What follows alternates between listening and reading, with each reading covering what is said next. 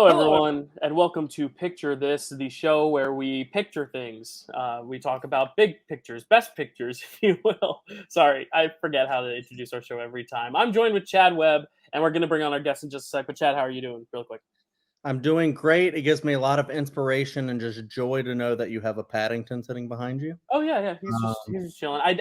I lost my Miss Daisy doll. She's somewhere. I don't know where she is. Should we bring in our guest? yeah, sure. Cool. All right, introducing from Framewreck, his first appearance here on Picture This. We're very happy to have him as part of our big Picture This crossover, which I'm sure he'll tell you about. It is Mr. Matt Chapmond. How you doing, Matt? I'll put you up there so you can see your name. Oh. How's it going, Matt? I'm very excited to be here. This is serious, Matt. This is not Framewreck, Matt. I'm very serious because this is a serious show. I can't promise that's going to be the case, honestly.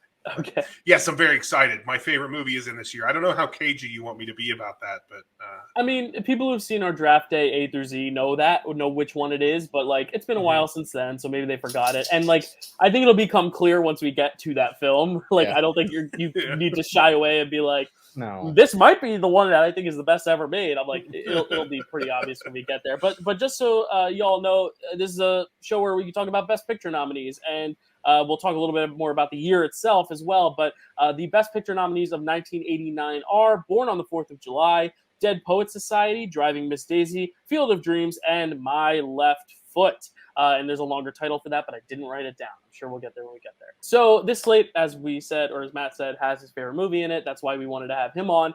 And Matt, what else are we doing as part of our little like crossover event? Well, we've been calling it Framewreck this because we are doing a crossover extravaganza with Picture This and Framewreck. I'm coming on this one. Obviously, I'm here right now.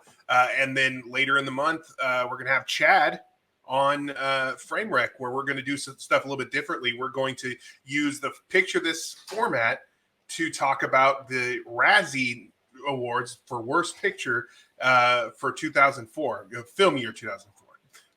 And it's going to be a whole lot of fun. I'm very excited.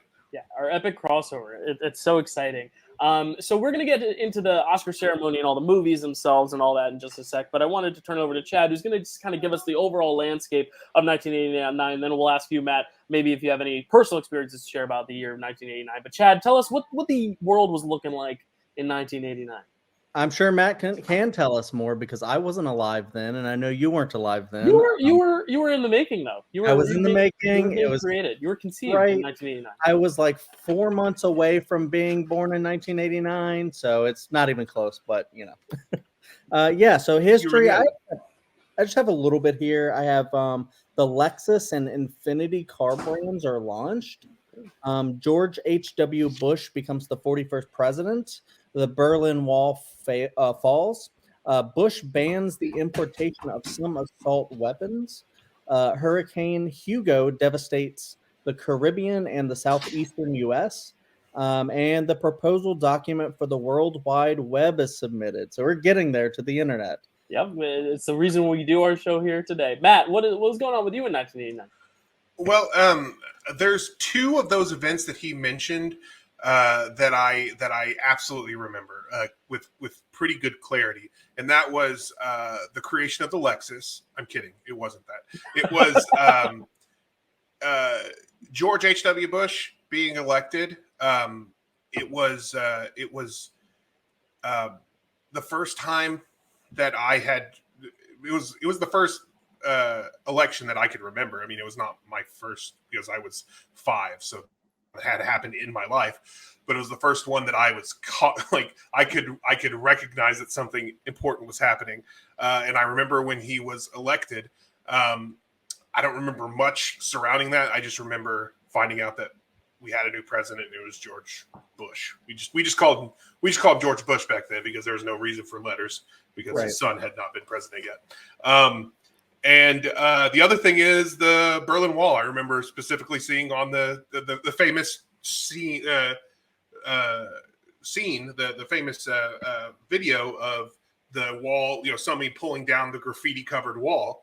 I remember seeing that on the television. So I remember seeing that. 1989 does actually have, and I have a core memory about 1989. and that is that it was the first time I found out about years changing into other years, because my teacher, because I was in kindergarten, my kindergarten teacher in December was like, when you come back, it'll be 1990. And I was like, 1990?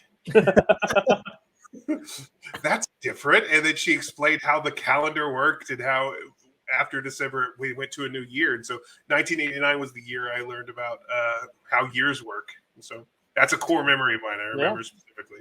That's cute. Nice. Yeah, it's always fun to look at the cusp years too in cinema, because it's like we've covered both 1990 and recently 81 on this show, and it's interesting to see those years because it's like the transition from decade to decade, and this is really kind of like the last year of the 80s before, well, obviously the last year of the 80s, but like the 80s style of cinema before we get into like the more 90s-esque stuff. So it's cool to see that kind of transition as well, as we're talking about like the very end of the decade. But it still does feel like a very 80s slate. You know, this is a very 80s slate of movies that has some of the like 80s biopic or 80s Oscar bait, trademarks. But I think that's what makes some of these movies great. So let's get to the actual movies themselves. Actually, before we do, Chad, I did not ask you who died this year and who was born this year. We should know. Let's know. Yeah, we'll start with some births, some deaths, then I'll give you some musical albums, and then we'll get into the films. The births. I was missing something. I was like, this feels too soon to be moving on. I was like, oh yeah, that's right.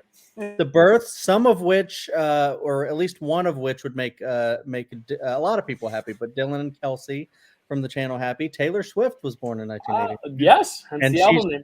Very just slightly older than me. PewDiePie, Chris Brown, Daniel Radcliffe, Jason Derulo, Elizabeth Olsen, Avicii, Joe Jonas, Lucy Hale, Rob Gronkowski, Lily James, Brie Larson, Taron Egerton are who I have for births. And then for deaths, what a mix of awesome and terrible people that you just listed.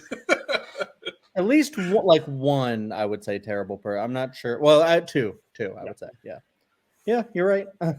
Deaths, we have Lucille Ball, Mel Blanc, Salvador Dali, Betty Davis, Sugar Ray Robinson, Gilda Radner, John Cassavetes, and Sergio Leone. Wow. Yeah.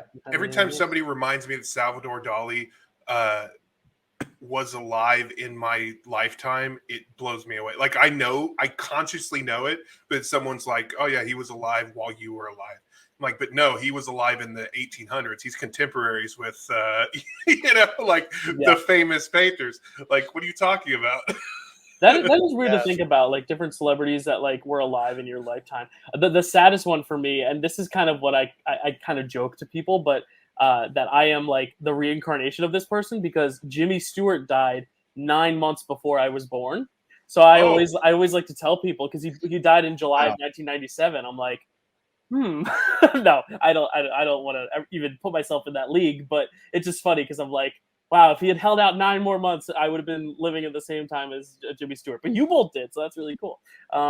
Yeah, and Lucille Ball, I read something sad about that. Like she was at the Oscars that year and presented something, I think, and then a month later, she passed away a month after the Oscars. Wow. Very, very sad. Or it might have been the Oscars of the previous year, the 89 Oscars or something. So for films of 88. But yeah, a lot of great notable people. Chad, any albums you have to share? Oh yeah. I got some great ones here. I have some of them on vinyl. Nice. Doolittle by Pixies. Mm-hmm. We have Disintegration by The Cure. We have Bleach by Nirvana. And we have Pretty Hate Machine by Nine Inch Nails. Those are my vinyls.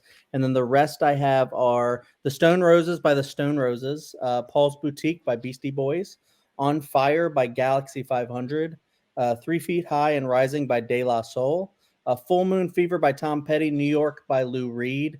And I actually think I might have Stone Roses and Paul's Boutique. I just didn't grab them. Oh, nice. Great albums as well. All right, now we can finally transition to the movies.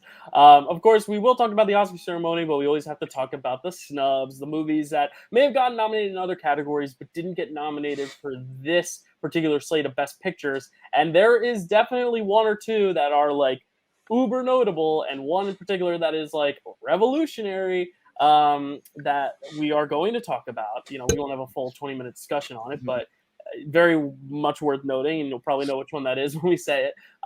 But who wants Chad, you want to take this away too? Just list off some films of 1989. Yeah, so I'll do my notable films, and then I'll do my best picture worthy, two of which I love a lot. So yeah, I'll rattle off some. The Abyss, All Dogs Go to Heaven, Always, Back to the Future Part 2, Batman, Bill and Ted's Excellent Adventure, The Burbs, Friday the 13th Part 8, Jason Takes Manhattan, Ghostbusters 2, Going Overboard, that's a Adam Sandler joint, Halloween 5, The Revenge of Michael Myers, Honey, I Shrunk the Kids, The Karate Kid Part 3, Lethal Weapon 2, License to Kill, Little Monsters, Look Who's Talking, Major League, National Lampoon's Christmas Vacation, A Nightmare on Elm Street 5, The Dream Child, Pet Sematary, Pumpkinhead, The Return of Swamp Thing, Roadhouse, Roger and Me, Star Trek V, The Final Frontier, Teen Witch, Troop Beverly Hills, Turner and Hooch, Twister, UHF, Uncle Buck, Weekend at Bernie's, When Harry Met Sally. I know some people adore that one. Good movie.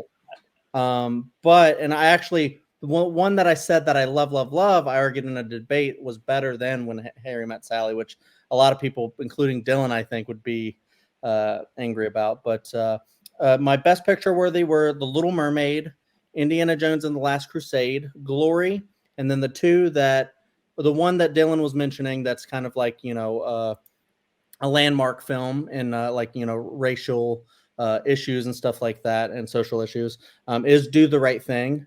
But the other one that I absolutely adore is Say Anything. I think that's one of the best romantic comedies and just dramas of all time.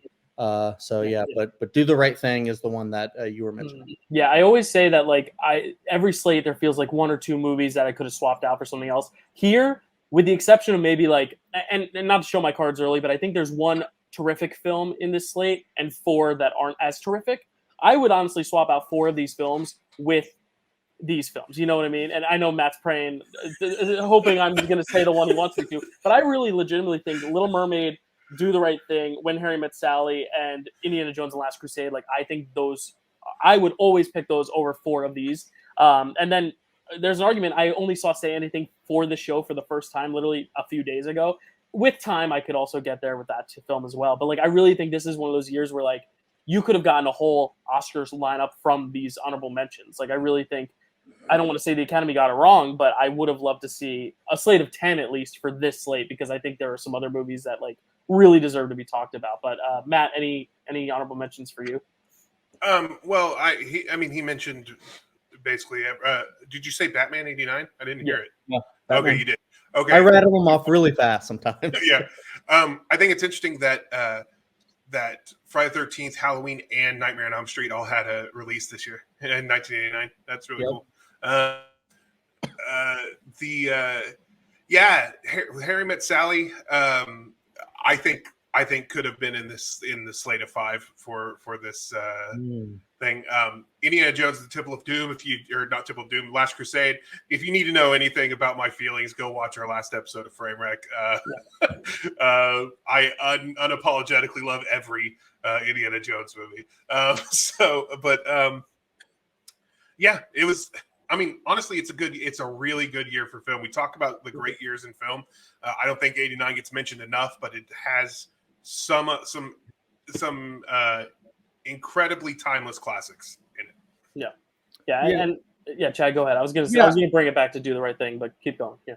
No, yeah, and we can discuss that in a second. Because I do think there are films like that and Say Anything and Last Crusade and stuff like that. You guys were mentioning Little Mermaid that could have been. In the slate. I think that's a testament to how good the year is. I would say personally there are two, my 4 and 5 that we'll get to that I would agree that could be swapped out for something like Do the Right Thing. My 3 I really like, and my top 2 I adore. So there's two that I love, I'll say, in the slate. Where you guys are probably more there's one, but I'm there's two. I think Matt, you like a few of them too. I think I'm in the minority. There's two of them, and it's gonna become clear when we do it. There's two of them I absolutely love. They are be part of just from some of them, one of them particularly, I'll talk about it. I've loved since basically since 1989, and I've watched it so many times. One of them, I think it's great, but just not so much for me. And then there's two that I could just do without. And so, like my 4 and 5, definitely should have been something else in there besides that. There are three that I think are absolutely worthy. It's always tough because like obviously films are worthy.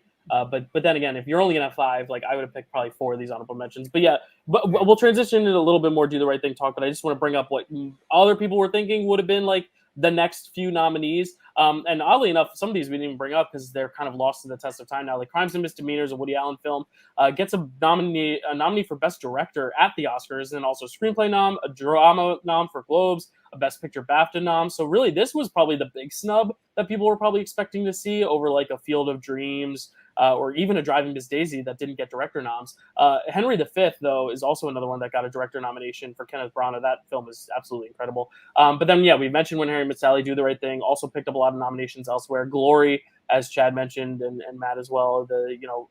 Denzel Washington won for that. And then a movie called Shirley Valentine, which had a BAFTA Best Picture and a Globe Best Picture nomination. So, like, those were the ones that are teetering on the edge of getting in. But I think Do the Right Thing, if you had to say, like, a 6th film, that was probably closest. The stats would say Crimes and Misdemeanors, but I do think Do the Right Thing probably had the most passion behind it because it's a revolutionary film. I mean, this is the year where there's a lot of revolutionary films. I mean, Batman, along with Superman, was very, very revolutionary for comic book cinema. Little Mermaid was super revolutionary for the Disney Renaissance. But then you also have this one, Do the Right Thing, which is revolutionary beyond film. It kind of what's the word I'm looking for?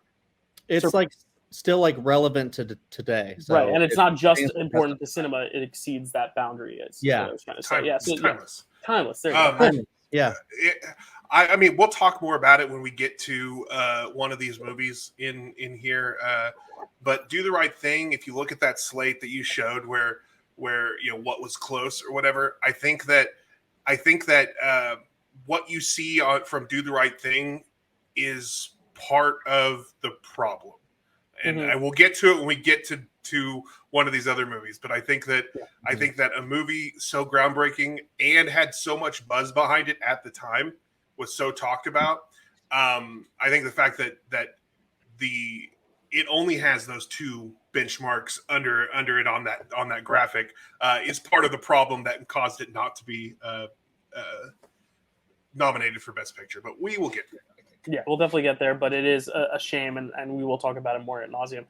Any other? I should also bring up the chart of what did make it and just some of the precursors there. Obviously, Critics' Choice and PGA weren't being given out then. Golden Globes snubbed Field of Dreams and My Left Foot, but it awarded Born on the 4th of July and Driving Miss Daisy in the comedy and drama categories, respectively. Dead Poets Society was nominated for drama at the Globes. At the BAFTA, Dead Poets Society actually won. Driving Miss Daisy would become a nominee the next year. My Left Foot was nominated, but then Field of Dreams was also snubbed, and Born on the 4th of July is snubbed. So Field of Dreams really is that shocking movie to get into the slate. Not saying it's the worst of the 5, but in terms of precursors, it didn't have Globe or BAFTA, so it just kind of got in on passion alone because it also didn't get a director nomination. So sometimes, especially in the 80s, 90s, you just see films just squeak in just because people liked them and they were popular, more so than looking at precursors and all that. So that's very interesting. Let's now transition into the ceremony itself. This is a big one because it marks the first hosting gig of probably the most notable Oscars host ever, which is Billy Crystal. The year before, 1988, for the 1989 Oscars was a failure. It didn't have a host. They were trying a new producer. They wanted to make the show different, have no host presenting. The ceremony they described as lifeless, and they said we need a revamp. So they hired Billy Crystal as the host. They kicked it off with this really beautiful, montage of the best movies ever made, and then they also kind of themed the whole ceremony around this whole like around the world in 3.5 hours concept, where a lot of the presenters were people all around the world. So you'd have someone calling it from Sydney, Australia, someone calling it from Buenos Aires, someone calling it from London to kind of announce the winners, which was really fun. A really cool way to kind of design the show and just give it some new life, which is really fun. And then my favorite part of the ceremony is all the dance numbers for the costume designers, because nowadays it's like the text just kind of get thrown out there. They don't really, they still do big production numbers for the best song nominees, the score sometimes, but it was really cool to see the costumers getting their fair, their time in the spotlight by having these big dance numbers of people dressed in the costumes. So that was fun. But Matt, I know you love the ceremony. So do you have any words on the actual ceremony itself? Well, Billy Crystal is my favorite Oscar host. He also did the 2004 Oscars for the film year 2003, and that's Oscars is one of my favorite Oscars, but not just because of the movie I love, Swept, but also just because Billy Crystal is just so funny, and he's kind of like he's like the second coming of Bob Hope. Like he is made for the Oscars, just like Bob Hope was made to host the Oscars like that. Right. But yeah, I really like this. The 100 years of cinema montage was really great, especially because nothing from the last 30 years, was on there. And so looking at 100-year montage from then, from that time, right, was really interesting just to see kind of how you fill it out, because it would look a lot different today. Right, because the films are starting in 1889, right? So it's 100 years from then. So it's like silent films, short films, George Méliès, like so cool. Yeah, exactly. So it was very interesting, and I really dug that a lot. The dance number with the costumes is really cool. There was the really great Akira Kurosawa got an honorary Oscar, and George Lucas and Steven Spielberg presented it. And that whole thing where they showed the montage of his films, and George and Steven came out and presented it to him. That was all incredible, and a really great moment. My favorite moment, though, and this is just in retrospect, like as someone sitting here more than 30 years later, who is watching that, and the people who present, the person who introduced George Lucas and Steven Spielberg said, these two new guys on the scene who are going to make great films in the future. It was really funny. Yeah, it's funny because they're well established by then, but also like they still hadn't, Spielberg hadn't won an Oscar yet, so it's also cool to see kind of this weird point in time. It's amazing. Right. I mean, they were both only on the scene just over a decade, and so they were to them especially considering the people in that room, the new kids, like. Right. And that kind of goes to show the 100 years of cinema, thing that they showed. It kind of goes to show that, because while 100 years is a long time, a lot of the people who contributed to that cinema role were still in that room, just because film had by that point had not been around very long, and there were some really old men who made movies when they were really young who were in that room. So there were only funny to see them. Yeah, there were only talkie films at that point for 60 to 70 years at that point. So it's kind of wild to think about. The 1989 Oscars is closer to the first Oscars than it is to this this new Oscars year, which is kind of wild. Actually, I don't know if that's true. You might need to check from that. I don't know. Who knows? I don't know. Chad, any other thoughts on the true? ceremony? Yeah. That's the picture that's guaranteed. That's closer. It's closer to the first one than this one. That's all you need to know. If anybody disagrees with us, they're wrong. Yeah, I was just going to say that excuse me. I was just going to say that I think I haven't seen a lot of the Oscar ceremonies. I need to go back and watch a lot of them, especially the Billy Crystal ones and the Hugh Jackman one and stuff like that. The only comment about this one that I would say is that the 100 years montage just sounds like a longer version of the intro to our show. That's right. we have a very condensed version, which is very funny, and two of them are from 2016. I might need to revamp that. Anyway, no, you're open. I wanted to say this, but I wasn't on screen when it ended.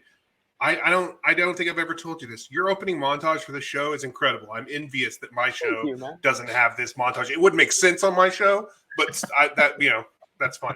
We can give you an Oscars montage of just Tommy Wiseau in these movies. Like what we just put him in Lord of the Rings, bowing with the hobbits. Put him in the Shawshanks. In the water with Andy Dufresne. We can make that happen. All right. So let's talk about these movies. We talked a half hour now, but it's time to get into these movies themselves. We are doing this episode in July, so it's only fitting that we birth our conversation with a film that is titled Born on the 4th of July. Chad, take it away. Solid. Thank Solid. you. Yeah.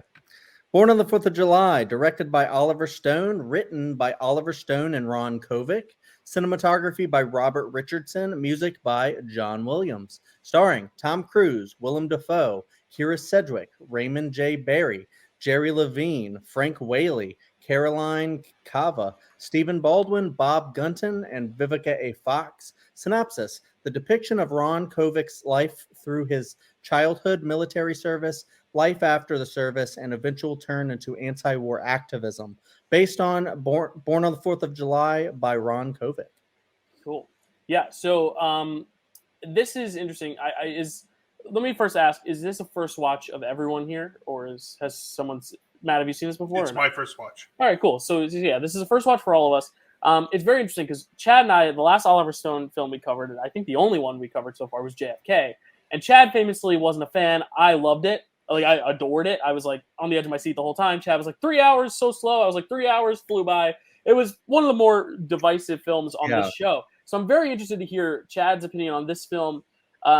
And then obviously see how I feel about it because of how I felt about JFK. But then also Matt, because I don't know where you stand with Oliver Stone. We're covering an Oliver Stone film on Framewreck in a few weeks, but we're talking about this one, the I would say good one. I actually haven't seen that one yet, so I don't know if that's good or bad it's good, whatever. But we're going to be talking about Oliver Stone a lot this month. But blanket statements, Matt, how do you feel about Oliver Stone in general? And then maybe you could segue into your thoughts about the film. In general, he's hit and miss for, I think, just in general.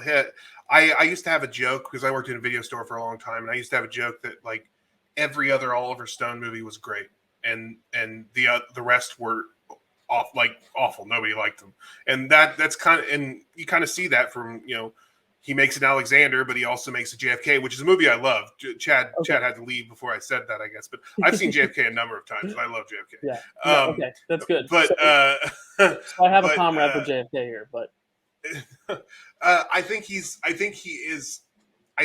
a great director. His films just don't always resonate with me. While like I said, I do love JFK.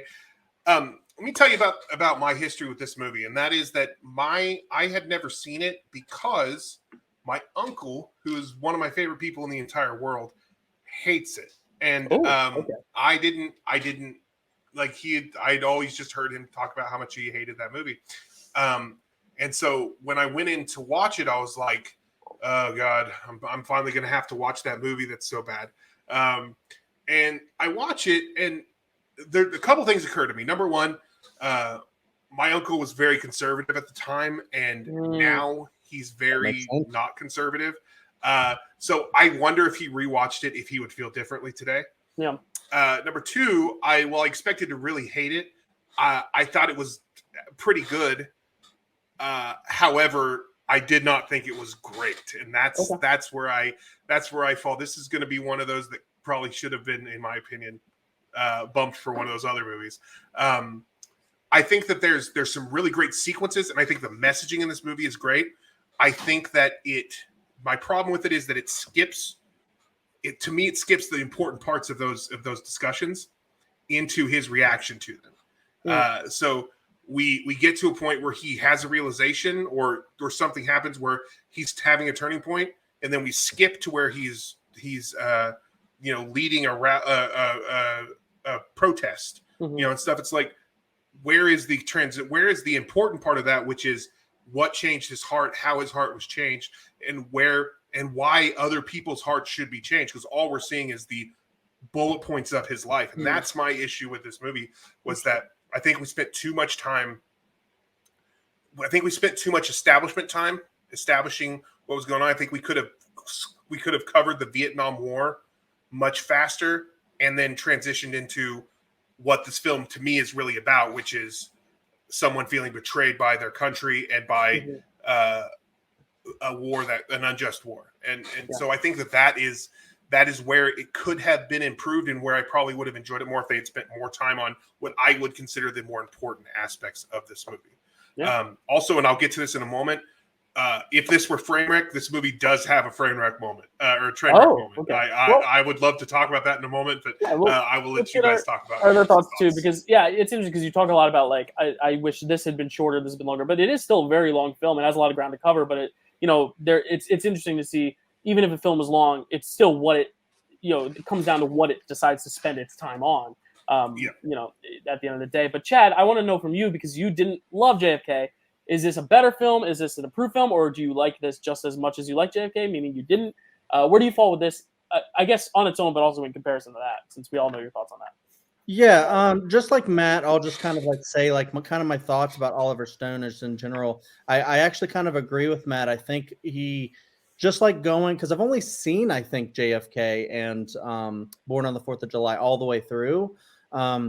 So just like going off of like what I know about a lot of his films, like we'll get to Platoon at some point.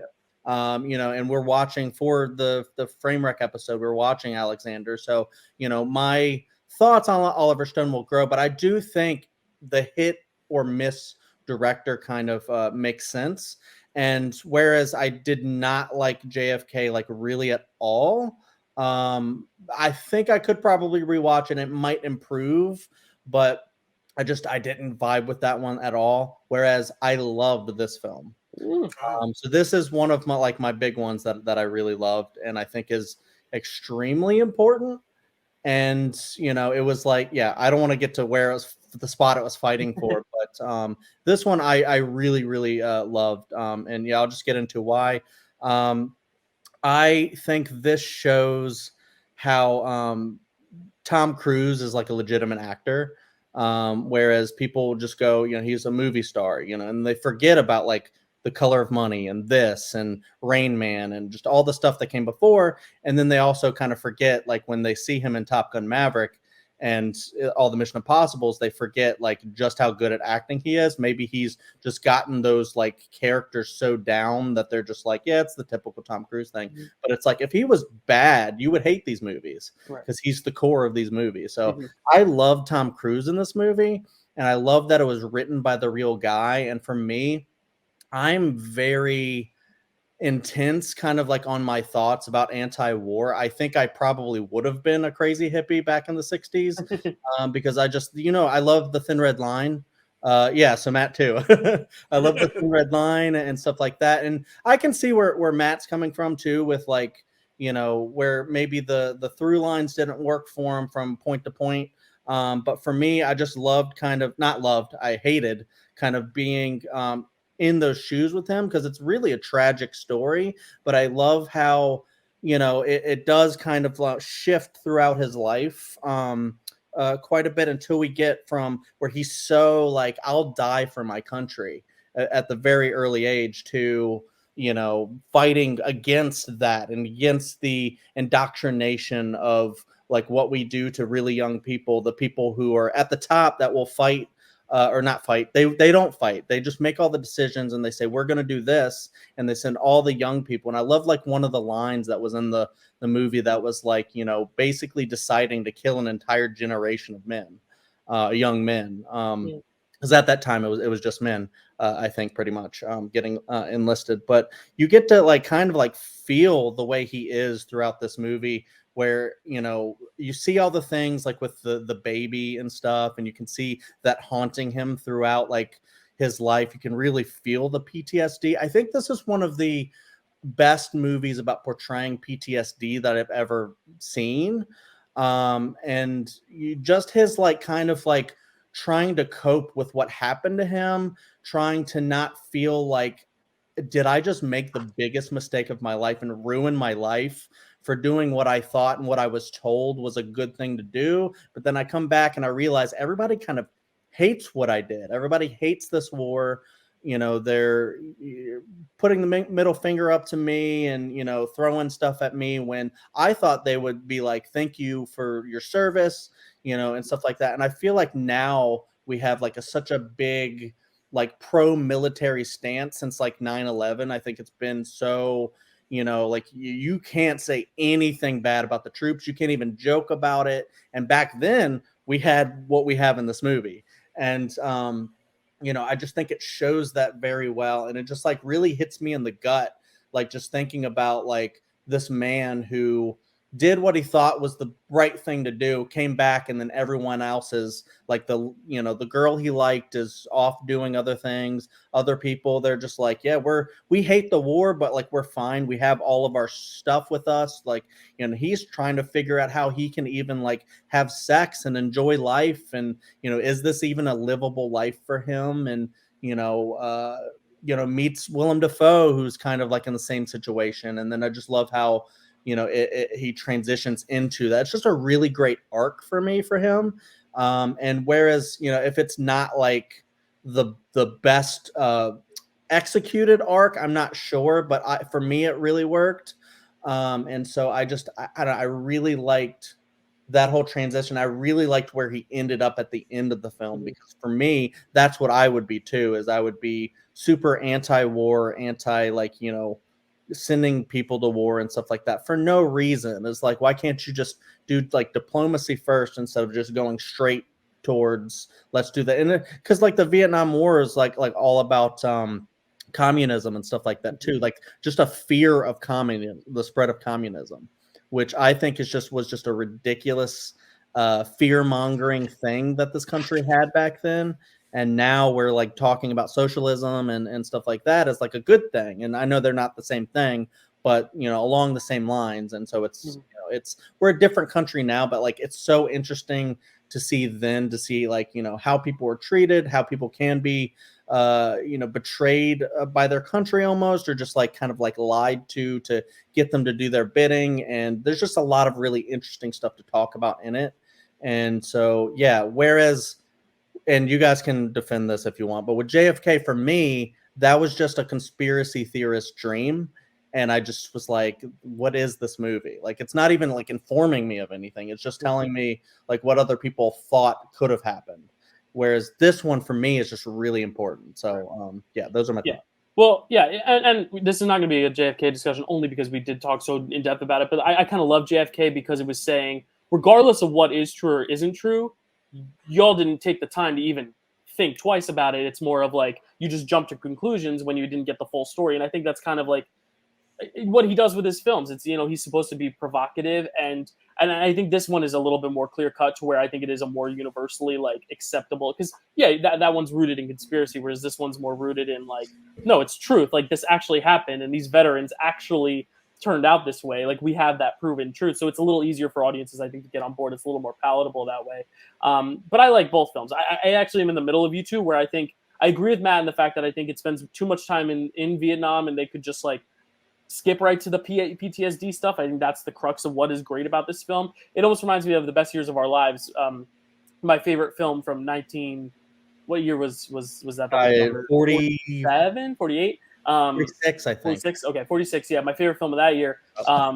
A film where like we only see the soldiers after they return from war. We don't see any of the war. There's one moment where a guy sits in an airplane and like envisions it in his head, but you don't even see it.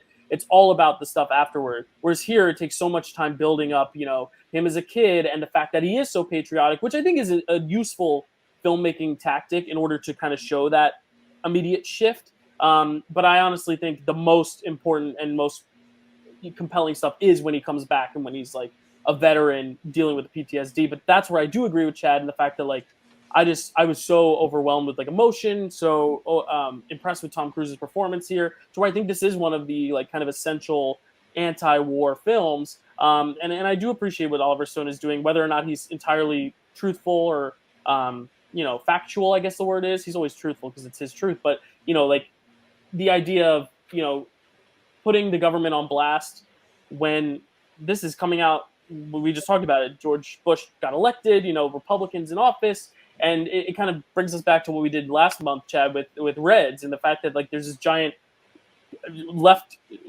far left film criticizing far right politics, 3-hour epic produced by a studio during the Reagan era. And I feel like this is kind of a similar thing where it's like this giant, I believe it's a studio film, right? It's Universal, another Universal film being produced in this era where you wouldn't think films would be that critical of the government, and I think that's great. Like, because you see a lot of indie stuff like this. I think Do the Right Thing is another film where it's like very much trying to criticize America, but the fact that movies like that were being made and seen on such a big level is so cool. So I definitely think I like what it stands for more than I like and actually enjoyed watching it. So I'm like right in the middle of you two, I feel, and I think we all like it here. But Chad is obviously like glowing about it. Matt is like, it was good, and then I'm kind of in the middle area of like, it's great to it's flawed, but I still like it a lot. And I think that's Oliver Stone's films. It's always kind of what Matt said, like a little hit or miss. It's the idea of, each film's gonna, hit someone differently, depending on,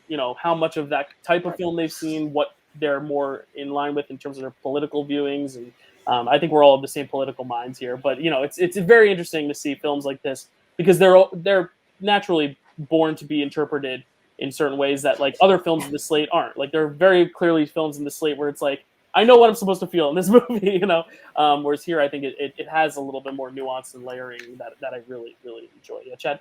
I would actually be interested at some point to discuss, because I know, like you said, we are all like very similar political minded, to discuss this with someone who is very conservative. I just need to find someone who is very conservative that I know and like and can actually have a discussion with that has seen this movie. And who was willing to have a civil discussion about it. Exactly. That's another part of the that problem. would be very interesting. Yeah. I live in Oklahoma. I can find you a conservative person with no problem. And I know a lot of conservative movie buffs, so I can get you that conversation. Whistle out your window and someone will come running. Yeah. I would say this, and this may come as a shock to viewers watching, but I am something of a hippie, and especially in my early 20s, that was my identity basically. So I saw a lot of anti-war, specifically anti-Vietnam War movies and shows and documentaries and stuff. So this maybe that was part of the thing with this. It's like maybe if I'd seen it earlier, it would have hit a little bit differently with me, but it didn't hit anything that it wasn't like already on my mind. There are certain themes in it that I think are done better in movies, maybe not all in the same movie. Like I think Full Metal Jacket does the horrors of the Vietnam like better and stuff like that.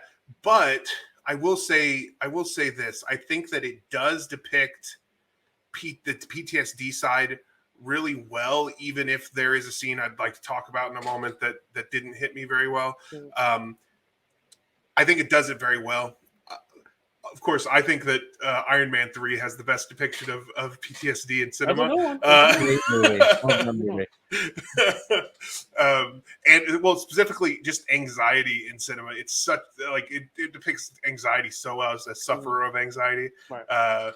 But I think that there's a lot in this that I really like. And I will say that it's a great movie. I think I rate it, maybe I give it lower stars just because it didn't keep my attention very much, but that just may have been a me thing. Like I said, I've seen this stuff. Yeah, like Oliver Stone makes these long kind of sweeping epics, and sometimes you can tune out. I know JFK, a lot of people feel that way toward it as well, but like for me, I JFK was a breeze, but this wasn't, and maybe that's kind of going toward that too. And Chad probably disagrees. He's probably the opposite.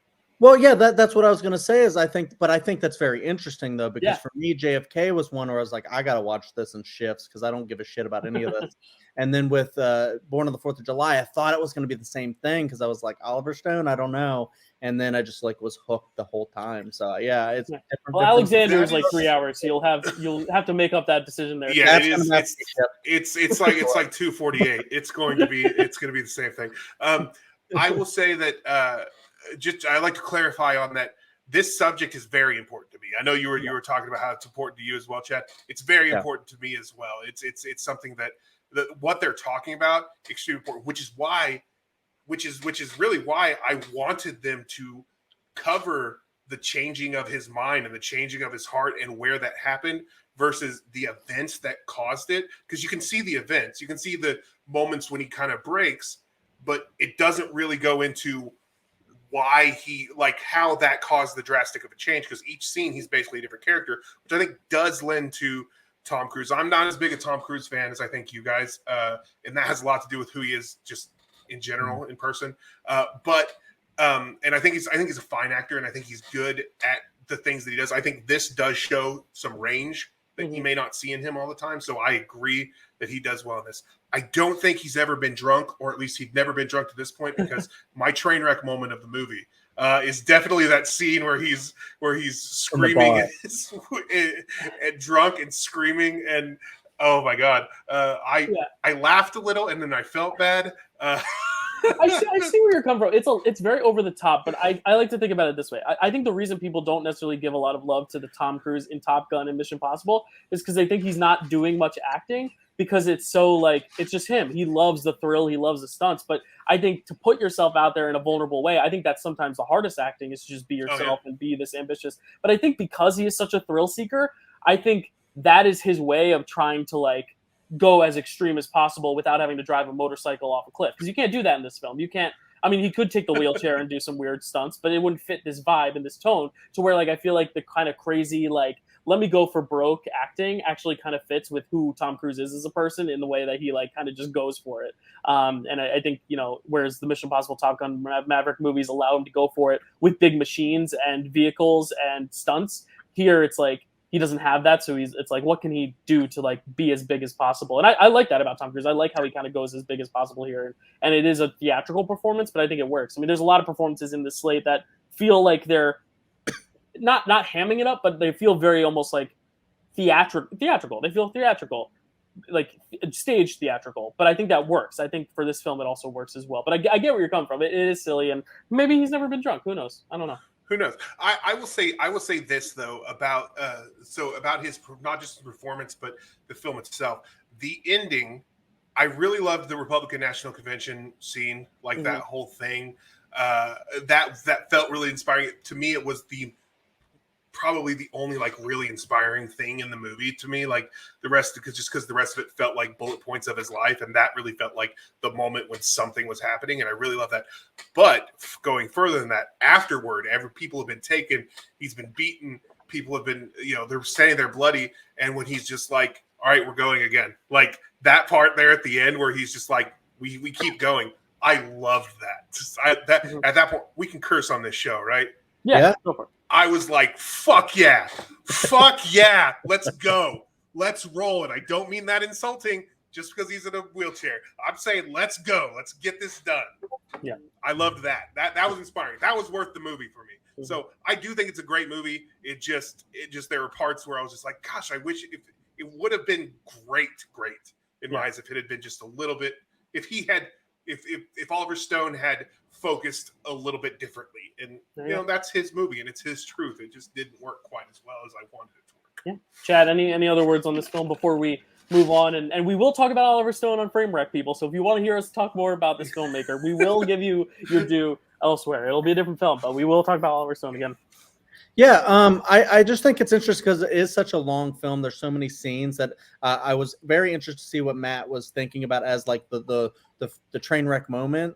Because I can see where you're coming from, where it is over the top, but I do like that scene, and I like just a lot of Ron Kovic in the movie, his reactions to people, because when he's like so over the top, like drunk, you know, he's kind of also like yelling at this one guy who also was in the war, but like I won't say nothing happened to him, but like he didn't lose as much as Ron did, and he's just kind of like there, just playing pool, just able-bodied and everything. And so I feel like when he like runs into so many different people who like didn't go to war or did go to war but didn't lose as much as he did, and just like the reactions to everyone in the movie that he does, you know, even like when he's in the car waving to people in the parade, and you know, gets the reception that he didn't want, and then gets the PTSD and stuff like that. That's the stuff I think that for me showed that he was like kind of like transitioning his thinking a little bit. And like it also like the, you know, scene where he was like, you know, yelling at his parents and, you know, saying, you know, like, you know, my privates are basically done. I'm paralyzed. I can't Mm. be with, no one's gonna love me, and just stuff like that really worked for me. So, but I can definitely see where this could be a like it, love it, or hate it kind of a deal. So, I'm interested to talk with more people later about this film because I really loved it. So if you're a Republican and you want to talk about how much you love or hate this movie, let us know in the comments below. There you go. There you go. Do it. We'll be cordial if you'll be cordial. All right. Born on the 4th of July wins 2 Oscars out of 8. It's nominated for 8. It wins 2 really big ones. It wins Best Film Editing, and it wins Best Director for Oliver Stone. We'll talk when we get to Driving Miss Daisy. The Best Picture winner of that year, the director wasn't even nominated. So this is the winner of Best Director. So many thought this probably was going to win Best Picture at the time, but it didn't.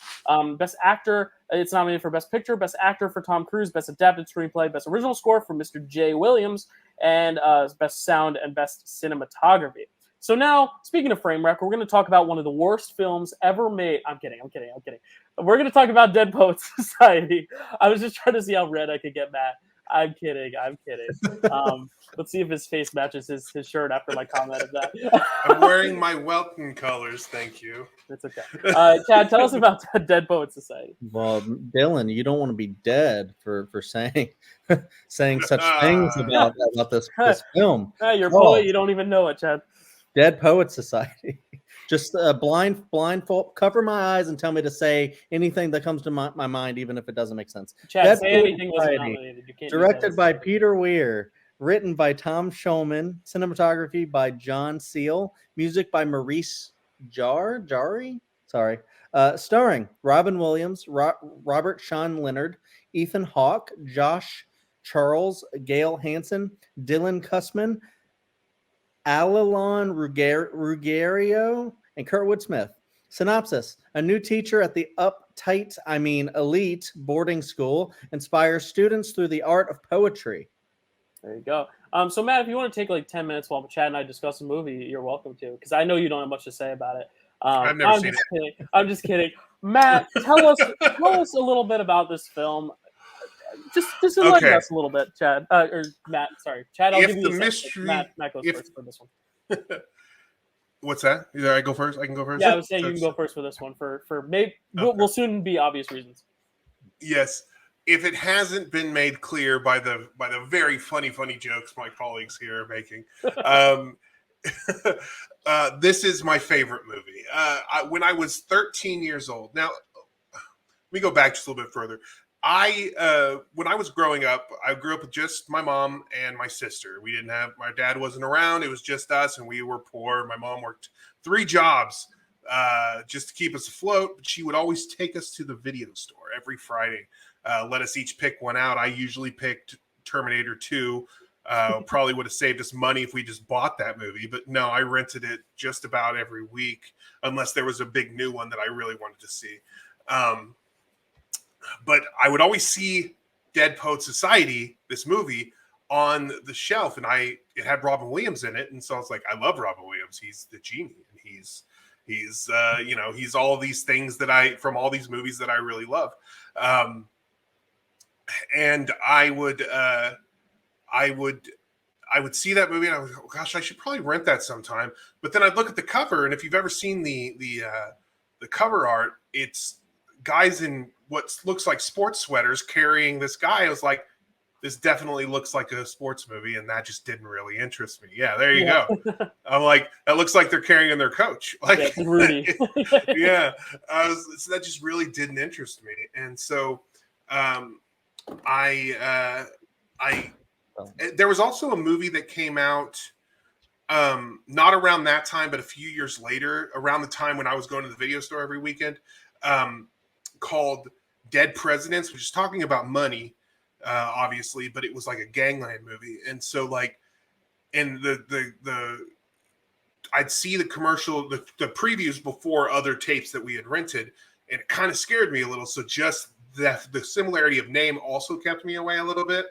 So when I'm 13, I go over to my uncle's house. I mentioned him before. I might mention him again. Maybe every movie this time I'll relate to my uncle in some way. But my favorite uncle, my favorite person, I went over to his house. I was hanging out with him one day, and I saw the VHS tape down amongst his movies. And I said, hey, I've never seen this, but I've always wondered about it. He's like, Matt, you would absolutely love this movie. And so he put it in the tape player, and we watched it that day. And it didn't take long before I realized, yeah, I like this movie. By the time the credits roll, it was my favorite movie, and it's never stopped being my favorite movie. That's awesome. It's the first time.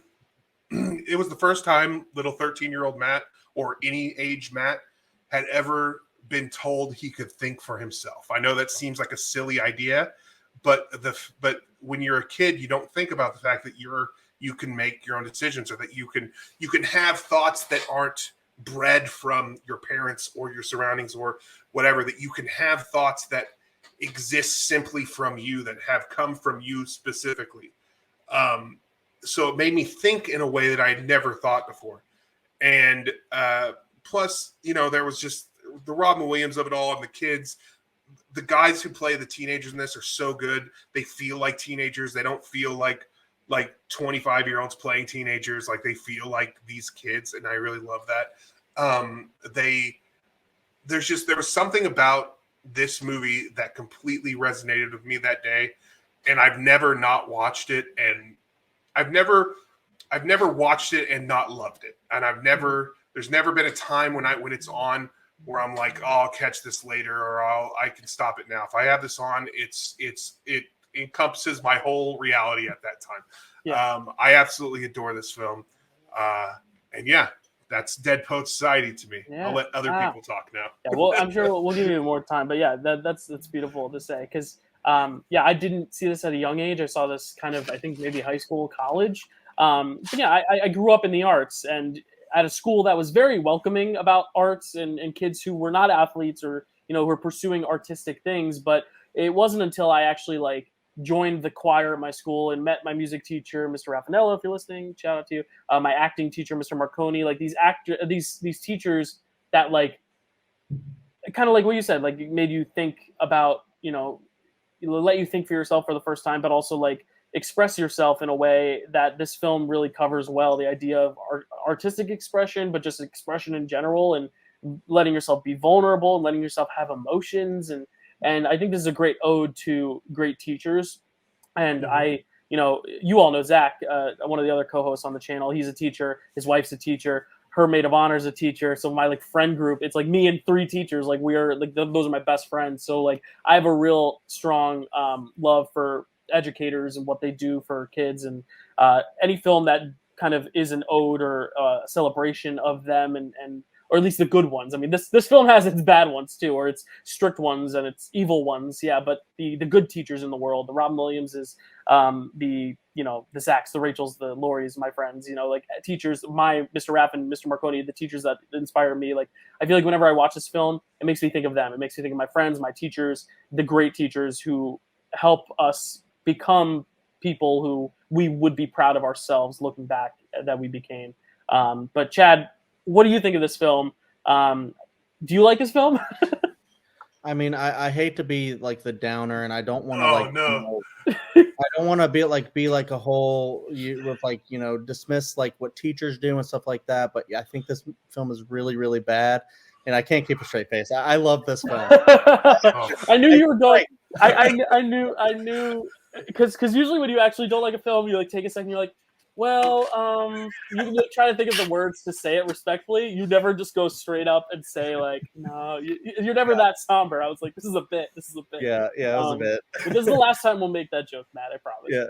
At the expense of your favorite film. It's just great because we've never had a guest on here that's talked about their favorite film. I believe Dan Skip Allen, maybe. I think he has 20 he talked about films, a few because he loves The Godfathers and he loves Raging Bull a lot. So, but even then, this is your favorite film, and I just think it's so great that we have that person to talk about this film about. But Chad, for real, what do you think of this film? Just like you, I didn't watch it as early as Matt did. I think that's great that he grew up with it. That's really, really, really cool that it shaped your perspective on life. I feel like that's exactly what a film like this could do for a really young person. I got to it in college age, which is still pretty young. Like Dylan, still pretty young for kind of shaping that kind of thought process. And I've changed like my mind on a lot of different things and kind of changed my like political standing quite a lot.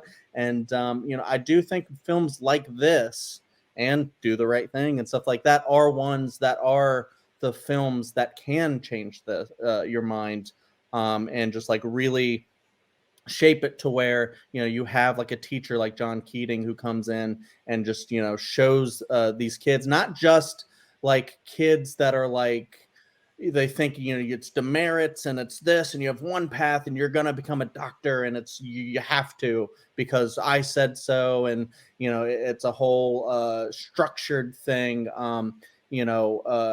But also like the stuff, because like one of my favorite characters in this is Ethan Hawke's character, because I love how he starts off. He's so quiet and reserved. His parents don't really even know much about him. They give him the same desk set every year for his birthday.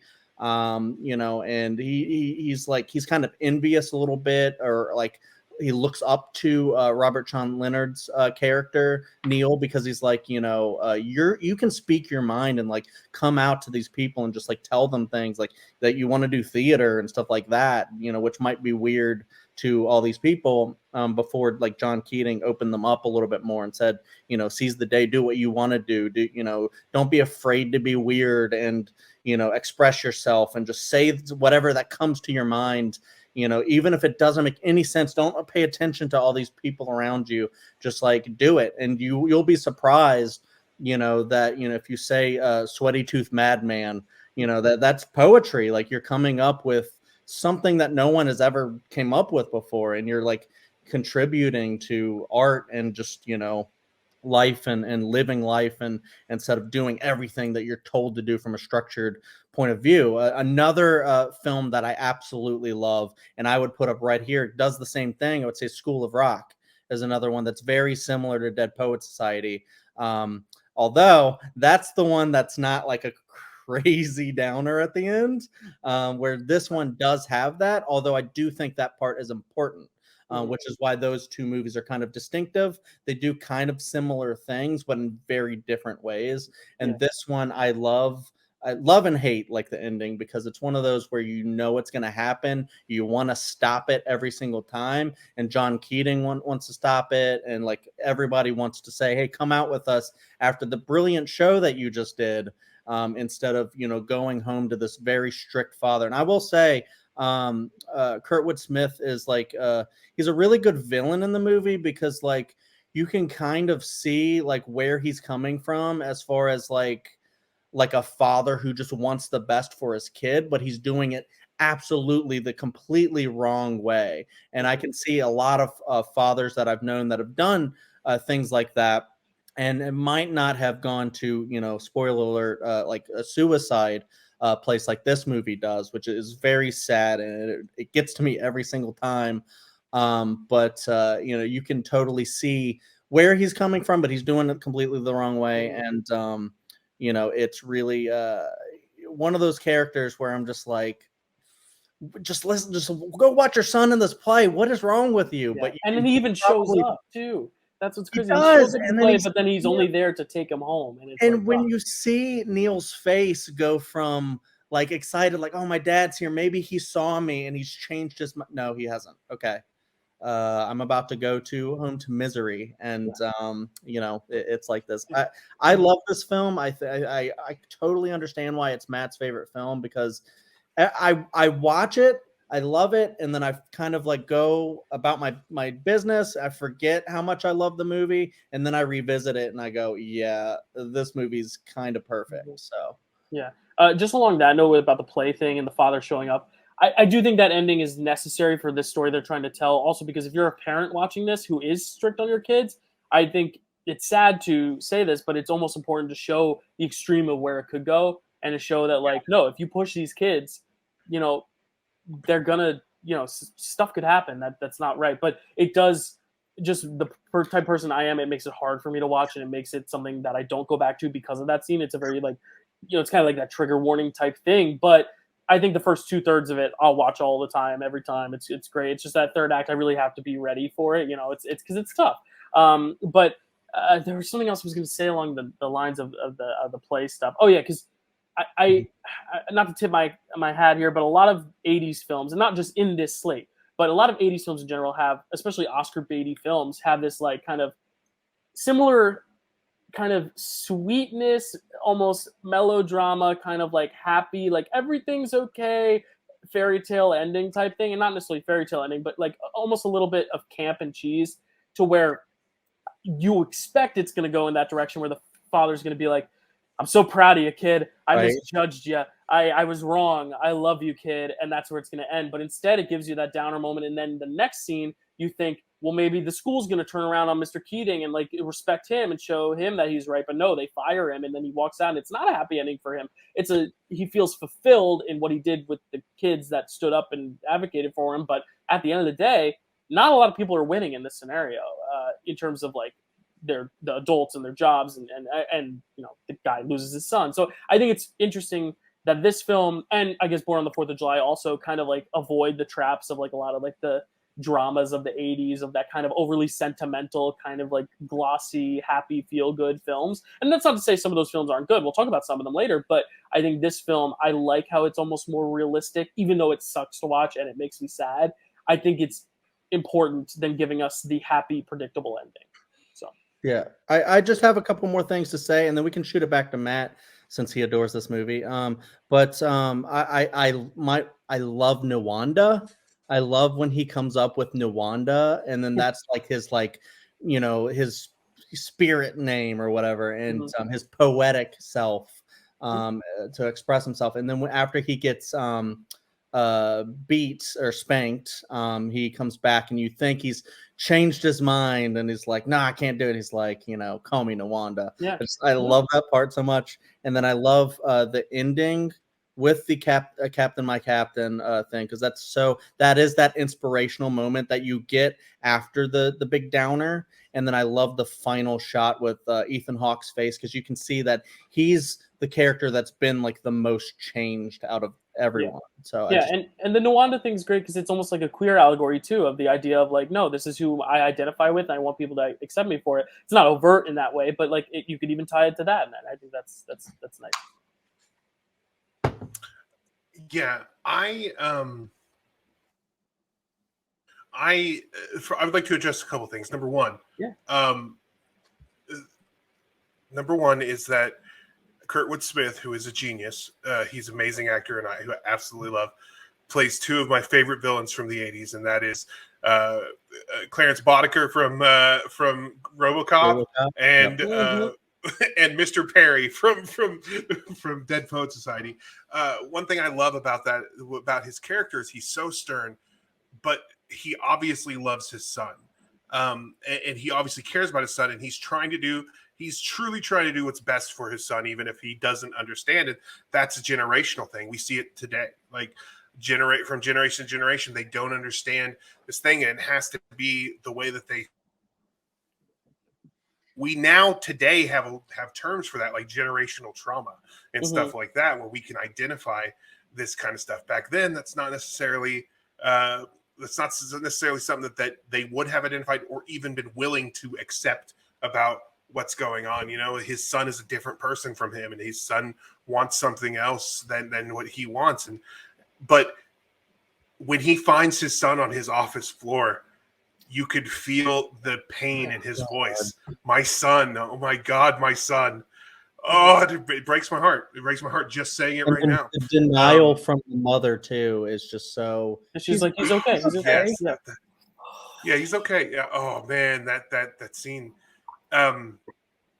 Robert Sean Leonard actually, before I talk about him, I would like to go back to Nwanda, Charlie Dalton. So there's basically four main students, and I love the way that each of them are changed by Mr. Keating in very different ways. My favorite though is Charlie Dalton, and that's because he loves this idea. He loves free thought, because that means he gets to act like an ass. That means he gets to act however he wants. He's going to take this. He's going to run with it. I'm exercising my right not to walk, Mr. Keating. that kind of stuff. Right, but right. He truly is the one. No matter how he started doing it, he's truly the one who embraces this idea most out of any of them. By the end, this dude is changed truly, because he has embraced it. He wants to be Nawanda. At the meetings, that even if his poetry that he likes to read is crude, or on the back of a nudie magazine, or on the it's silly, he absolutely is embracing it. It starts out in bad faith, but it ends. But by the end, I think that he is truly changed by that, and I really love that. One of my favorite scenes in the movie is the Sweaty Tooth Madman. When he covers his eyes and he says, "Don't think, just say it. Don't listen to them, whatever." And he starts spouting off the thing. And when he says Sweaty Tooth Madman, and Mr. Keating goes, "Oh, there's a poet in you," or whatever. Like, I love that. Good God, boy, there's a poet in you. And he does his, and then he covers his eye, and then he has him creating this poem on the spot. It's just a beautiful poem, and that's one of my favorite scenes. I absolutely love that a lot. And then the ending. It's okay. Neil Perry, Robert Sean Leonard. Yeah, he is truly an incredible actor, and I feel that every time I watch this movie. And I've loved him for a long time. I obviously know him from this, but then he was on House, and he was great. He's been in other stuff, and he's great. He's a good actor. He's a great actor, and I really love him. It's one thing for a movie to tell you that an actor within the movie is a good actor. It's another thing for them to give a truly great performance, not only as their character, but as another character in a play, in a performance in the movie. So good. His puck is so good. It's some of the best Shakespeare. It's one of the greatest pucks I've ever seen. It's so good. Every time I watch that, I wish I could watch that performance of A Midsummer Night's Dream. It's so good. So that says something. Like, movies and shows will always tell you that a performance is great, and you just know that it's great because you're watching this movie. And this is one of the rare cases where you see a performance and you go, "No, that is a great performance," and I absolutely love that. The ending, it breaks my heart. I mention it now with that performance is so good from his parents is so good. The boys, "Oh Captain, my Captain." It's hard not to equate it to the loss of Robin Williams when he passed away. I think a lot of us felt that way. "Oh Captain, my Captain, your fateful trip is done." That's definitely whenever the anniversary comes around, I promise you, my Facebook will tell me that I posted that on the day he died. Like, on this day, however many years ago, you posted, "Oh Captain, my Captain, your fateful trip is done." Yeah, because it in retrospect, after, having seen that, it's a powerful scene, but it does have something to having lost this incredible human also. Yeah. Next year it's going to be next month it's going to be 9 years, which is crazy. Wow. And because I remember where I was at my sister's birthday dinner on August 11th, 2014. I remember that date. And I think that's also why, and I know it's your favorite movie, so I don't want to be critical of it in a negative way, but I think that's what also makes it a little tougher to watch now. Is it's almost eerie in that way, where it's a film about this kid who ends up killing himself, and then Robin Williams, he's not the one who does it in the movie, but there's always kind of that extra thing, and I always try to separate art from the artist, but it's like that real life thing that just kind of always pops into my brain that makes me. It has nothing against a film. It's more me watching it. I just feel a little bit more uncomfortable. Like, that whole final act is always so hard for me to watch, and it would be regardless of the real events, but it makes it even worse, the real events. But yeah, I think it's a beautiful ending, though. The whole them getting up and him always saying that it look perspective is different up here, and then you start to see it how he's never looked up at them before. He's always been the one looking down on them, and now at the end he gets to look up and see the kids looking down at him. Also, Cameron, Richard Cameron doesn't stand up. That makes me annoyed. Just because, but again, it shows that some kids just are gonna abide by the system, and it sucks. You can't, fix everyone.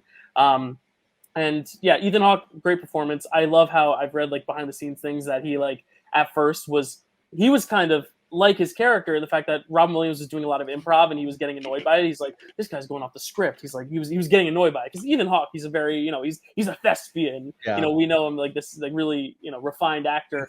He would get annoyed about Robin Williams, but I think ever since the movies come out, and especially with his death, he's kind of been able to reflect on it and like understand the power that Robin brought to the room, which is really interesting because he kind of grew as well with that film and from being a little bit more annoyed at Robin Williams' performance, it kind of mirrors what's actually going on in the film, which is, I think, really interesting. And I love Robin Williams' improv. He's a comedian. I love seeing when comedians do dramas, especially him, Jim Carrey, this era of great comedians giving great dramatic performances. And I think it's great because he allows himself to still have his funny moments, and those are really great. But all in all, it's got some real heart and some real emotion and some tragedy behind it. Especially knowing how depressed he was in real life. So I think, it works for and against the film, but I love it. I love it so much. That's interesting for like, I think this one also being kind of like a timeless classic is that different people who watch things and they have certain things in their mind. Cause I don't actually think about Robin's death at all when I'm watching the movie. I just get like so immersed within it. So for me, that's not like a detractor, but I could totally see how some people like are just they're in that frame of mind when they're watching. And it's a similar way where like I'll give Schindler's List 5 stars. I don't want to watch it all the time because it makes me depressed. But like I'm not going to say it's a bad film because it's more just like when I'm watching it, this doesn't make me as I don't enjoy watching this as much as other people because of that. But it's still an amazing film. I'm not trying to say it's not. I just wanted to clarify.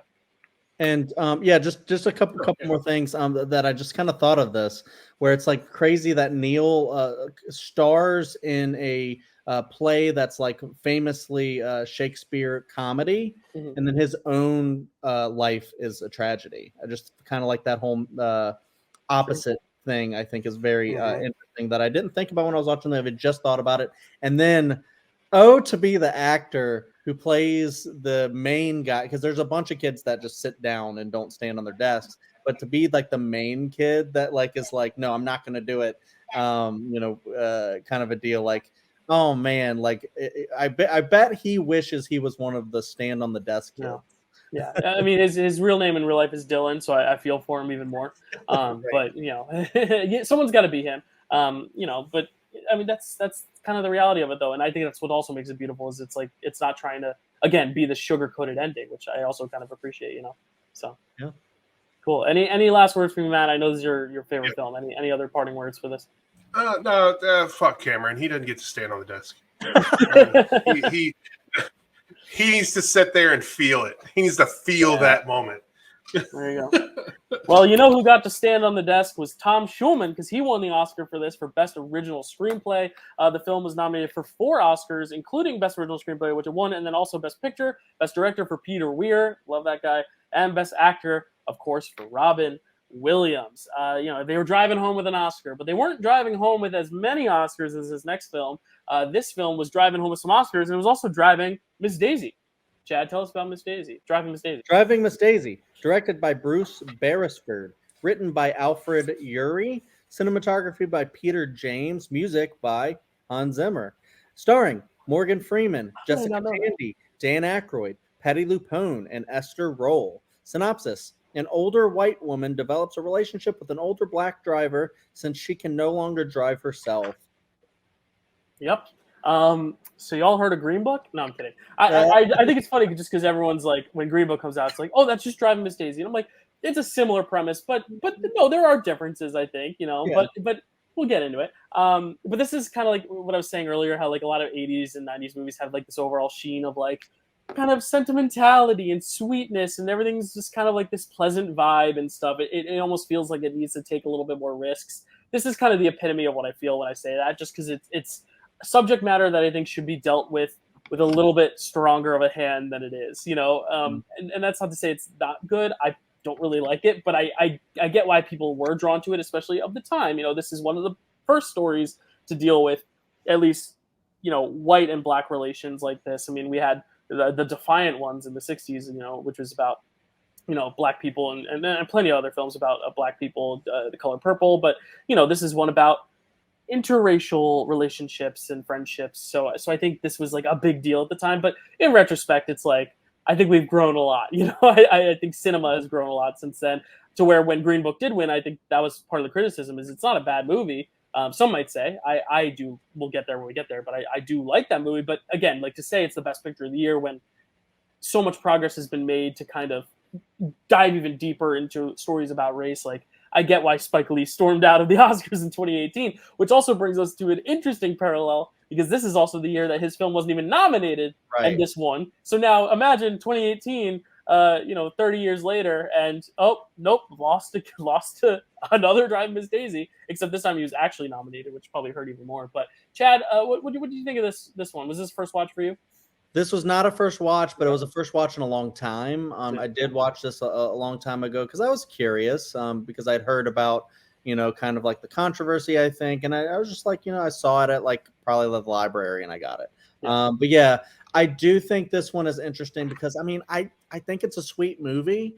It's like one of those to where, yeah, it's kind of a feel good film. They develop a relationship. And it takes her a while to take a liking to him and to kind of yield her like agency to like, not drive herself and stuff like that, kind of like a Drive My Car, but like not as good. But yeah, I do think this is one of these things where I don't think it's like completely like naive in its views on racism. I think sometimes like when they like do the Martin Luther King speech and, you have her thinking about it and you have him thinking about it in like different kind of ways and stuff like that. And just like certain conversations that they have, like the one time he like stands up for himself and is like, I'm also an old man. I have to go to the bathroom right now and you can't stop me. I have my own free will that I can go exercise right now. Like, you're not like a master of mine or something like that. I'm just driving you. Okay. Old woman. But like, I do think it is kind of like immature in its like messaging about race. When you can think that you can sit there and say like, well, it's 1989, it's of its time kind of a deal. But then you have Do the Right Thing that is very mature. You have a black filmmaker who knows what's going on and can actually, say, this is the problem, this is what we need to fix. And we're seeing the same things happen that happen in that film happen all the time these days in modern times. So, or not that 1989 is not modern times, but, current times. Right. And so I think it is a little bit it's talking about Green Book, it's kind of the same thing to where, and that's a little bit more egregious because it's even more recent, where it's just kind of like a very like misunderstanding and very like kind of patting like white people on the back a little bit. And like when I was in like the theater for Green Book, and we'll get there, we'll talk about that at some point and more in depth, but like, you can hear like older white people just kind of like laughing at jokes that you go, oh, okay, that's not the right audience. Yeah, I think you're laughing at that wrong. Yeah, right. That's not what you think it meant. Kind of deal. Like, Mahershala Ali's eating fried chicken. Like, yeah, I could see the same kind of thing in this, like the scene in Green Book when it's like, he washes the glass that the black people, the servicemen who came in, drank out of. He threw it away. He did throw it away. That's right. He threw it away. He didn't even throw it away. He places it in the garbage. He like reaches down and like makes sure it's nice and at the bottom. He don't want it even shattered. But those are the kind of things I think in this movie that happen, and it's just like I feel like the sardine can, like, oh, my sardine can's missing. Who ate it? That's exactly. Yeah. And it's too much like focused on like her. And I feel like if you want to make a thing about race, it should be more about that and actually kind of like have people who know how to talk about race. And I feel like this would have been more interesting from that perspective. Although I think everyone's good in it, like Dan Aykroyd, Morgan Freeman, Jessica Tandy, they're all good in it, and it's a good watch. But okay, well maybe they're not. I don't know. Well, Dylan, no. Agree. But we'll talk. It's a good watch, but it's one of those to where, I could totally swap this for Do the Right Thing any day of the week. I think it's a much, much, much better film, and this one I think can be kind of forgotten about. Mm-hmm. So I would swap this for UHF, but that's just me.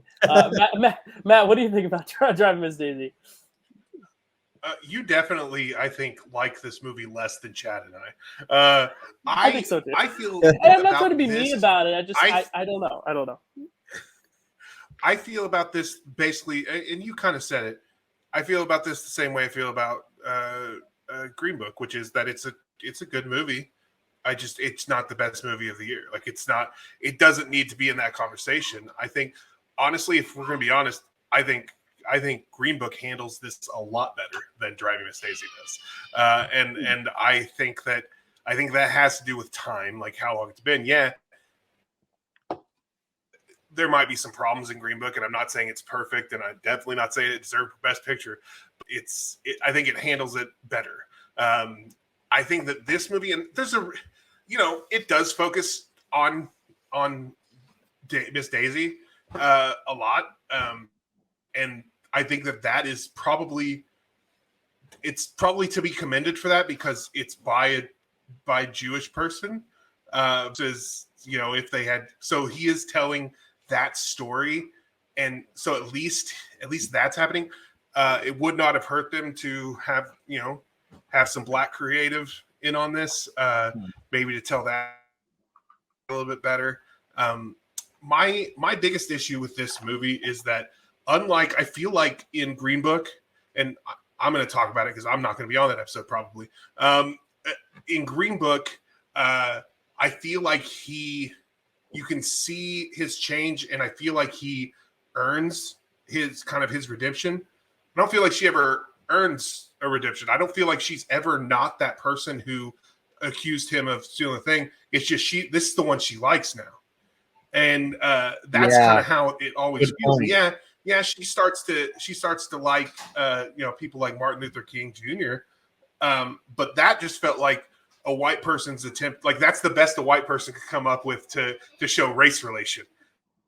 If you'd had some Black creative people in there, you could have shown a better discussion there, and you could have maybe even had her see the error of her ways a little bit better, and you could have given her redemption that was something other than the most universal sign of the most universal palatable thing for white people, which was Martin Luther King Jr. But I think this movie's goal was to be inoffensive.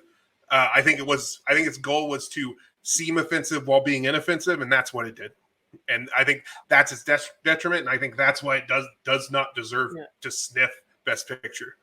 It's interesting because earlier I was going to be the one to defend certain aspects of it, but I do think I've realized that I am more negative on it than you two. But I think the one thing that I will give it is that they made her consciously also a Jewish woman. So at least, and the age she is, there's a good chance she was either a child during, or her parents were very involved with the Holocaust. So I think there's also this layer that is added because she's Jewish, to where it almost feels like two minorities kind of coming together.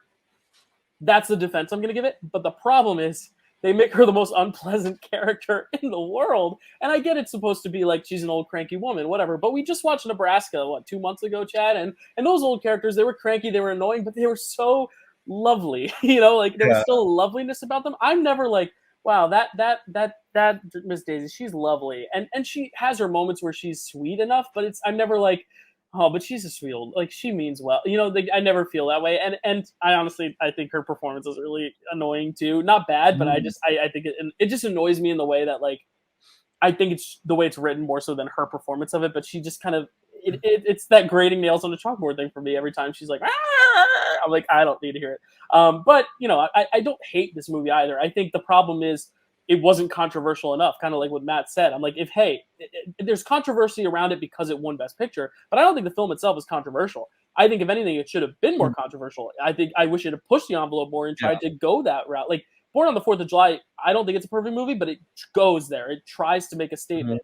You know, do the right thing. Obviously, pushing the boundaries. It's controversial for a lot of reasons, but it's great because it is. It's trying to be, you know, different and stand out. And then here it just feels like they're playing it so safe and not engaging with any of the conversations at hand. I'm fine with a story where a white woman learns to be better by being friends with a black person. I think that's a good idea. It's just they don't go further than the concept, and I think that's the problem there. And I think there's that idea of she bettered him more than he bettered her when she's like, this is how you read and find this gravestone, sound out the words. And it's like almost like she improved his life just as much as he improved hers. And that's great in a friendship. You know, you want to, you know, balance each other out well, but it's like, if you're telling the story, I don't want to see how she made Morgan Freeman a better person, you know, like I don't want that, you know.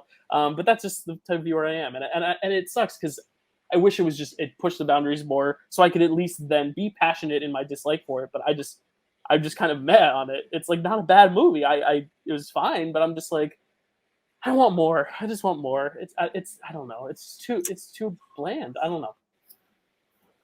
Matt, go ahead. I agree. I want more, and it's what I had said before. Like, yeah, I want more.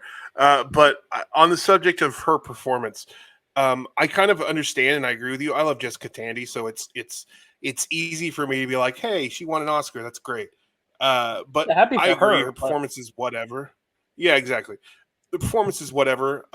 Honestly, 3 performances in this movie were nominated for Best Picture or for Best Picture for best in their respective categories. I think only one of them deserved it, and that is Dan Aykroyd. I think that he was really great as the son. I thought that I was happy to see that he had been nominated, and I really like that. I didn't care for Jessica Tandy or Morgan Freeman in this. They felt like Morgan Freeman felt like he was just being Morgan Freeman, but not in the cool red way, in like the Morgan Freeman giving an interview way. Like it didn't feel like anything. It would have been nice to have felt a change in character for either of them outside of the color of their hair as we went through the years, but I never felt that. In fact, if I didn't actively notice the color of their hair, I did not know that time had passed. I think at the end they do a little makeup work on Jessica Tandy, a little bit, and they put her in that chair or whatever, so she's like immobile a little bit. But yeah, you're right. Like the passage of time is a little unclear. And I like Dan Aykroyd in this, but it does feel kind of like that overall kind of hamminess of the 80s that I don't love. The like, well, I'll be darned. Like I'm just like, all right, I don't really. It's just not my thing. I don't know. This movie's just not my thing, and I wish I was. I honestly wish I was passionate. I like that from it. I wish I hated it. You know, I wish I hated it more. But you know, because at least then I'd have something passionate to say about how much I disliked it. You know, it's hard when it's just kind of meh. You know. I think that's actually the perfect thing to say about this movie is that it is just kind of fine, and I think me and Matt and I fall on like the it's good enough side of it, and you just found that I don't really like it side of it, even though it's not like a Framewreck episode bad, and it's not great like Best Picture great. So we all agree on that front. It's not entertaining enough to be a Framewreck episode. That's the truth. Yeah, it's not right. Now, what if instead of Jessica Tandy was one of the white chicks? Now that might because then it's like a white person played by a black person learning how to be better about race with a black. That might be an interesting twist. The one thing that like really kind of pissed me off about her character specifically was not the tuna can thing, because that like got cleared up and stuff like that. I was like, an old woman would probably do that. But the thing, like, not just her character specifically, but the type of person at that time was when like she went to church. She wouldn't even invite him to go to church with her. And I'm like, how, like, why wouldn't you just like, you would make someone wait outside? This is a church. This isn't like you're going into the bank or something like that. Like, especially because they make her a Jewish character. That's your opportunity to like, come with me and see what I've, my struggle. Because at least then it's like, all right, she has a struggle too. And obviously it shouldn't be, I mean, if she lived through the Holocaust, there could be like a real interesting talking point there, but they don't engage with that. They don't make that choice. It would have been an interesting choice to have her like talk about it. Like, but maybe they just play it a little safer. I don't know. That also goes into the other point, and then I'm done. The other point that I really liked, the one thing I did like about this movie was the part where, when they're driving and she's going to the mosque, and then she learns that the mosque burned down and someone like burned it down, and then what you get is a discussion between them. She denies it, and then he tries to kind of comfort her by telling a story about like something that he knows about that from like his past, that was like something he's like, these people, the type of people that do something like that, and he tells a personal story about something that happened to him or his friend or something like that, or someone he knew. And then she is like, that has nothing to do with this, has nothing to do with me, like that's your stuff. And I'm just like the kind of like that makes sense to like what a character from that time, or not a character, a person from that time would think, is that, well, I'm kind of like up here and my problems are up here and your problems are down here, have nothing to do with what's my stuff is more important. And I do find like that's kind of where her disconnection kind of is a little bit. I thought that was a really cool scene. Yeah, no, that moment is probably the closest it gets to be making a statement about something more than the surface level stuff. So yeah, it's just a shame, especially because Do the Right Thing comes out that year. I think if it didn't, maybe but even Little Mermaid has elements of that, of like someone from a different part of that world joining a part of this world, and that could like there's so much other stuff that you could have nominated that I think tackles difference in a way that's better than this. But it's not offensive, just. So if only they had 10 slots back then. Right. Yeah. No, that's this could be the Green Book, and then Yeah. Right. It might still won. That's insane. I really like what you're saying there, Dyl, about the church thing. Like him, if they had included, like both were talking about, like having him go to church, they're like having that be a conversation and discussing some of their mutual, like how they both have to kind of get by in this world. Like that would have been at least interesting. And possibly, like you and I both agree, like it's too inoffensive. Like that would have at least put a little bit of spice, no matter how little, into this conversation a little bit. Because also Green Book, it doesn't have that, he's not Jewish, but there's that idea that he's very poor and Mahershala Ali's character is rich. So at least that's something else to kind of create this divide, that's not just white and black, to where like at least there's something else there. I'm with you, Matt. I like Green Book a little more than this too, but I haven't rewatched it since the Oscars, so maybe that'll change, but we'll get there when we get there. I think there's an effect that winning Best Picture for both of these movies has, that I think everybody's opinion, or a lot of people's opinion of Green Book, went way down simply because it was Best Picture. Yeah. I think that's true here as well. Yeah. I just think if we remove Best Picture from the equation entirely, we don't talk about Spike Lee is not a factor in our feelings on this, like that type of thing. I feel like that Green Book hits the notes a lot better. Is kind of where I and that you made up a great point. We've talked about this, Chad and I, on the show, where like a film, the reputation could be changed massively depending on if it wins or loses Best Picture. There have been films that no one has a problem with until it wins, or films that people are they like, but then when it doesn't win, they're like, wait, no, I love that. Why didn't that win? And I think that's just kind of the nature of the Oscars. When you win, you're put on a specific pedestal. It's why some people, don't like Coda, don't like Nomadland, these films that have just won because they won and they kind of get that spotlight, and people are extra critical of it. And I get it. Yeah, if this doesn't win Best Picture, I don't even think it's really in the conversation at all. I think it's just one of those films that was nominated and we move on. And it's especially notable for one Oscars reason, which I'll say right now, because I'm going to list the things it was nominated for, and you all listen and try to guess what it wasn't nominated for. It wins for Best Picture, for Best Actress for Jessica Tandy, Best Adapted Screenplay, and Best Makeup. It is nominated for Best Actor for Morgan Freeman, Supporting Actor for Dan Aykroyd, Best Art Direction, Costume Design, and Film Editing. What nomination did it not get? Best Director. Correct. Best Director. Doesn't get nominated for Best Director and wins Best Picture. The only, well, not the only other time, but what the last film after this to do that? Argo in 2012. So it went decades without that happening. It was very rare for a film to be to win Best Picture without a director nomination. And now we've seen it a few more times. I think Green Book also didn't have a director nomination. Coda did not have a director nomination. But it's very rare that a film will win Best Picture, let alone be in contention to win Best Picture without a Best Director nomination. So I just thought that was very interesting that Driving Miss Daisy didn't even have a director nomination. So maybe it's one of those things where when it was nominated, it wasn't predicted to be this big front runner, but then somehow it caught wind. I wasn't there at the time. I wasn't paying attention to the race, so I don't really know. But it's very interesting to look at that. So yeah, it's most notable. The most notable legacy that this has for me is that there's a movie starring John Ritter called Stay Tuned, where the devil gives them a satellite dish that sucks them into their TV.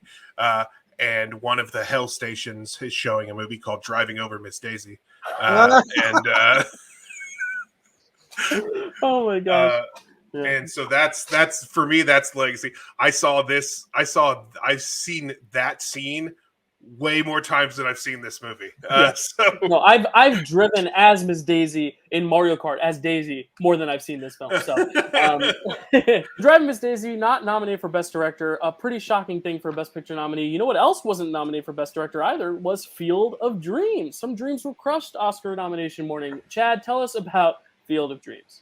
Absolutely. Field of Dreams, directed by Phil Alden Robinson, written by Phil Alden Robinson, cinematography by John Lindley, music by James Horner, starring Kevin Costner, Amy Madigan, Gabby Hoffman, James Earl Jones, Ray Liotta, Timothy Busfield, Kelly Cofield Park, Burt Lancaster, and great year for him apparently, Frank Whaley. Synopsis: a farmer builds a baseball field in his cornfield that attracts the ghosts of baseball legends, based on Shoeless Joe by W.P. Kinsella. There you go. A film about baseball in the midst of baseball season. All-Star break just ended right before we're recording this, so it was very apropos. You know, I'm here with my Yankee hat. I know Chad's a Red Sox fan. I said it. Yeah, he's great. Yay. And then Matt is used to be a Braves fan, kind of a Red Sox fan. So yeah, we all love the great American pastime. But in terms of baseball movies, Chad, I'll throw it over to you first. What do you think of Field of Dreams? I really like Field of Dreams. I think it's a classic, for a reason. I feel like this is one that, if you love baseball, or if you just love kind of like fantastical kind of like concepts and movies, or if you love like a good like father-son kind of relationship, or just kind of a loss of that kind of a deal, I think you could really like this movie. And I feel like it has kind of touched a lot of people in that way. This is a very like sentimental film. It romanticizes baseball, it romanticizes kind of like, the past and stuff like that. I really like the Kevin Costner in this, Amy Madigan, and I really like and like all the people in from the past, like that play baseball people, like Ray Liotta and stuff, and the fantastical premise. And I really like the whole thing about like him like talking to James Earl Jones about not getting to say the things that he wanted to say to his dad before he passed away. And I feel like that is a very like kind of like universal thing for a lot of people. Sometimes you don't get to say those things, or like they die before you can, or you just never got up the courage, or you always meant to have that talk and then something happened and you just don't get to. And I feel like this field kind of gives him a way to have that kind of release and just also do something that he feels is like worthwhile. And I love that his family, like his wife and his daughter, are just so supportive of it. And I just love how, he's like they're about to go into bankruptcy and they're still like, should we do this? We probably should, and he's hearing voices. And any other movie, you could see him as a crazy person, but this one, it goes into the fantastical so much that, it's just a very sweet film, I think. And I really enjoy watching it. I love the baseball, like history that they talk about. I love how he talks to his daughter about baseball. That shows that, women can like baseball too. Little girls can, be into baseball. You could talk to, they could have made that a son. They didn't do that. he had a daughter, and so he's talking to her about baseball and stuff like that. I just think like a lot of that talk is really cool. And it kind of like reinvigorates my love for baseball, where I used to love it way more than I do now, and I still love it. I think it's like probably one of the greatest sports ever, if not the. Personally, I just don't watch it as much because I'm watching a lot of movies now. Also, granted, watching baseball on TV is so much more boring than watching it in person too. So like, it is, but I still throwing it enjoy on. it sometimes. Yeah. And that's coming from someone who watches baseball 5 out of 7 days a week. Like I still will admit that there's a difference between feeling it in person versus watching it on TV. For sure. So, yeah. All right, Matt. Any thoughts on Field of Dreams? Any first thoughts? I have lots of thoughts on Field of Dreams. Okay. First of all, let me say that although Dead Poet Society is my favorite movie, this is the movie of this slate I've seen the most times, and that's because we owned it on VHS. Probably starting in 90 or 91, we got that VHS, and I watched it a lot because I really loved this movie as a kid. I'm a really big fan of magical realism, so everything else in the world is mundane, and then there's just like this element of magic in this world that just exists, and you don't really have to explain it. It just exists, and I love that. I love that in movies. Anytime it'll come up in books, anything like that. So I love magical realism, so it really hits a note for me. There's an interesting thing about this movie so when I was younger, I used to think about things like, imagine not knowing what Star Wars was and then Star Wars existing. Like, how weird did it seem to people? Like that because in my life, Star Wars has always been a thing. So I've always known about the things. Even before I saw it, I knew, culturally understood Star Wars. Things like that, Indiana Jones, like things. Imagine not knowing about things. When I was watching this movie this time, and I didn't really think about it as a kid. I was watching it this time. I was like, the premise of this movie is so wild. It's so weird and crazy. And I'm about to do a little bit for you guys here. Okay. I don't know if you guys are familiar with Stefan from SNL, Bill Hader character. The premise of this movie is like a Stefan bit. Like when he hold on, I'm doing it. I'd love to see it. Yeah. 1989's hottest baseball movie is Field of Dreams. This movie has everything: hippie farmers, daddy issues, disembodied voices, Gabby Hoffman, disgraced ghosts, heaven in a cornfield, Nazis, Darth Vader, time travel, near death by hot dog, and Timothy Busfield. And apparently, Matt Damon and Ben Affleck as extras. Yeah, that's true. You didn't know that? No, I don't know everything. I didn't know that. I was living under a rock. They're in this. Holy crap! They're in the Fenway Park scene, apparently. Oh, wow. Great bit, Matt. I love that. Yeah, no, the premise of this movie is wild. Like you think about like that people just had to accept this, and in order to enjoy the movie, and I think that's great about this movie. I really love this movie. It was when I this is the first time I ever saw Burt Lancaster. This is what Burt Lancaster is from for me. Kevin Costner, he was kind of big at the time, so I'd seen him in things. Robin Hood, Prince of Thieves, and this. I'm not sure which came out when. And so he was in a lot of stuff. He was kind of a big deal. There was just a lot in this movie that this movie is the cultural touchstone for me for those things. And I don't know. I really loved this movie as a kid. Watching it this time to rewatch it here, I felt all that magic. I was like, gosh, I remember how much I loved some of these characters and how much I hated Timothy Busfield. And I love Timothy Busfield as an actor. I think he's great. Yeah. But I hated him so much in this movie. And as a kid, and it's a kind of a miracle that I grew to love Timothy Busfield as an actor, considering how much the first thing I ever saw him and I hated him, so much. And there's time travel. They go to another time. He goes to another time in this movie. It's not just things coming back. he travels time. It's so weird. It's so weird. And then finally, just real quick, before we move on to talking about other things about this movie, I do want to leave you with my favorite line from this movie, which is, "I'm going to hit you with this crowbar until you go away." Oh yeah. Oh my god. I don't know why that made me laugh so hard this time when I watched it. And then he's like, "But you're a pacifist," and then he just stops him. Like, okay, that's great. But yeah, "I'm going to hit you with this crowbar until you go away."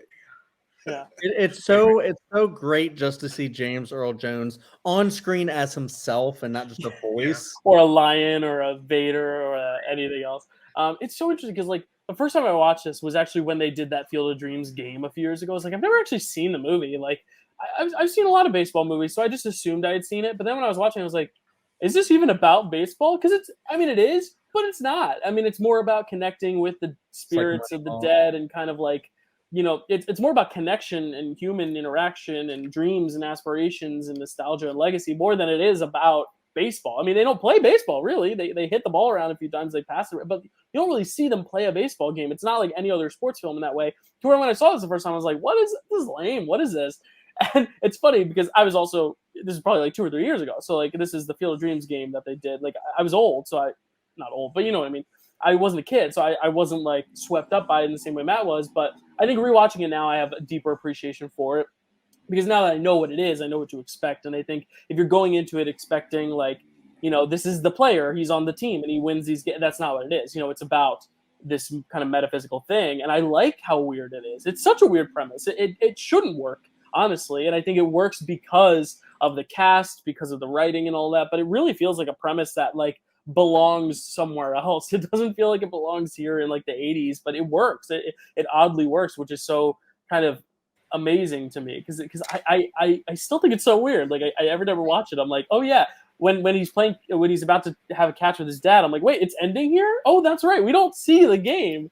The big game that they're like gonna bring all the people to. They're gonna do the whole news story. We don't see any of that. It's all the build up. It's kind of, Chad and I literally just watched all the High School Musical movies, and for the first two, everyone's like, when are they going to actually perform a musical? And it's like, no, that's a fair point. Not to spoil it, Matt, but they don't actually perform a High School Musical till the third film. So I think it's very interesting that like it's kind of the same thing. It's like you're not going to see a baseball game here, but I think that's what makes it different and unique.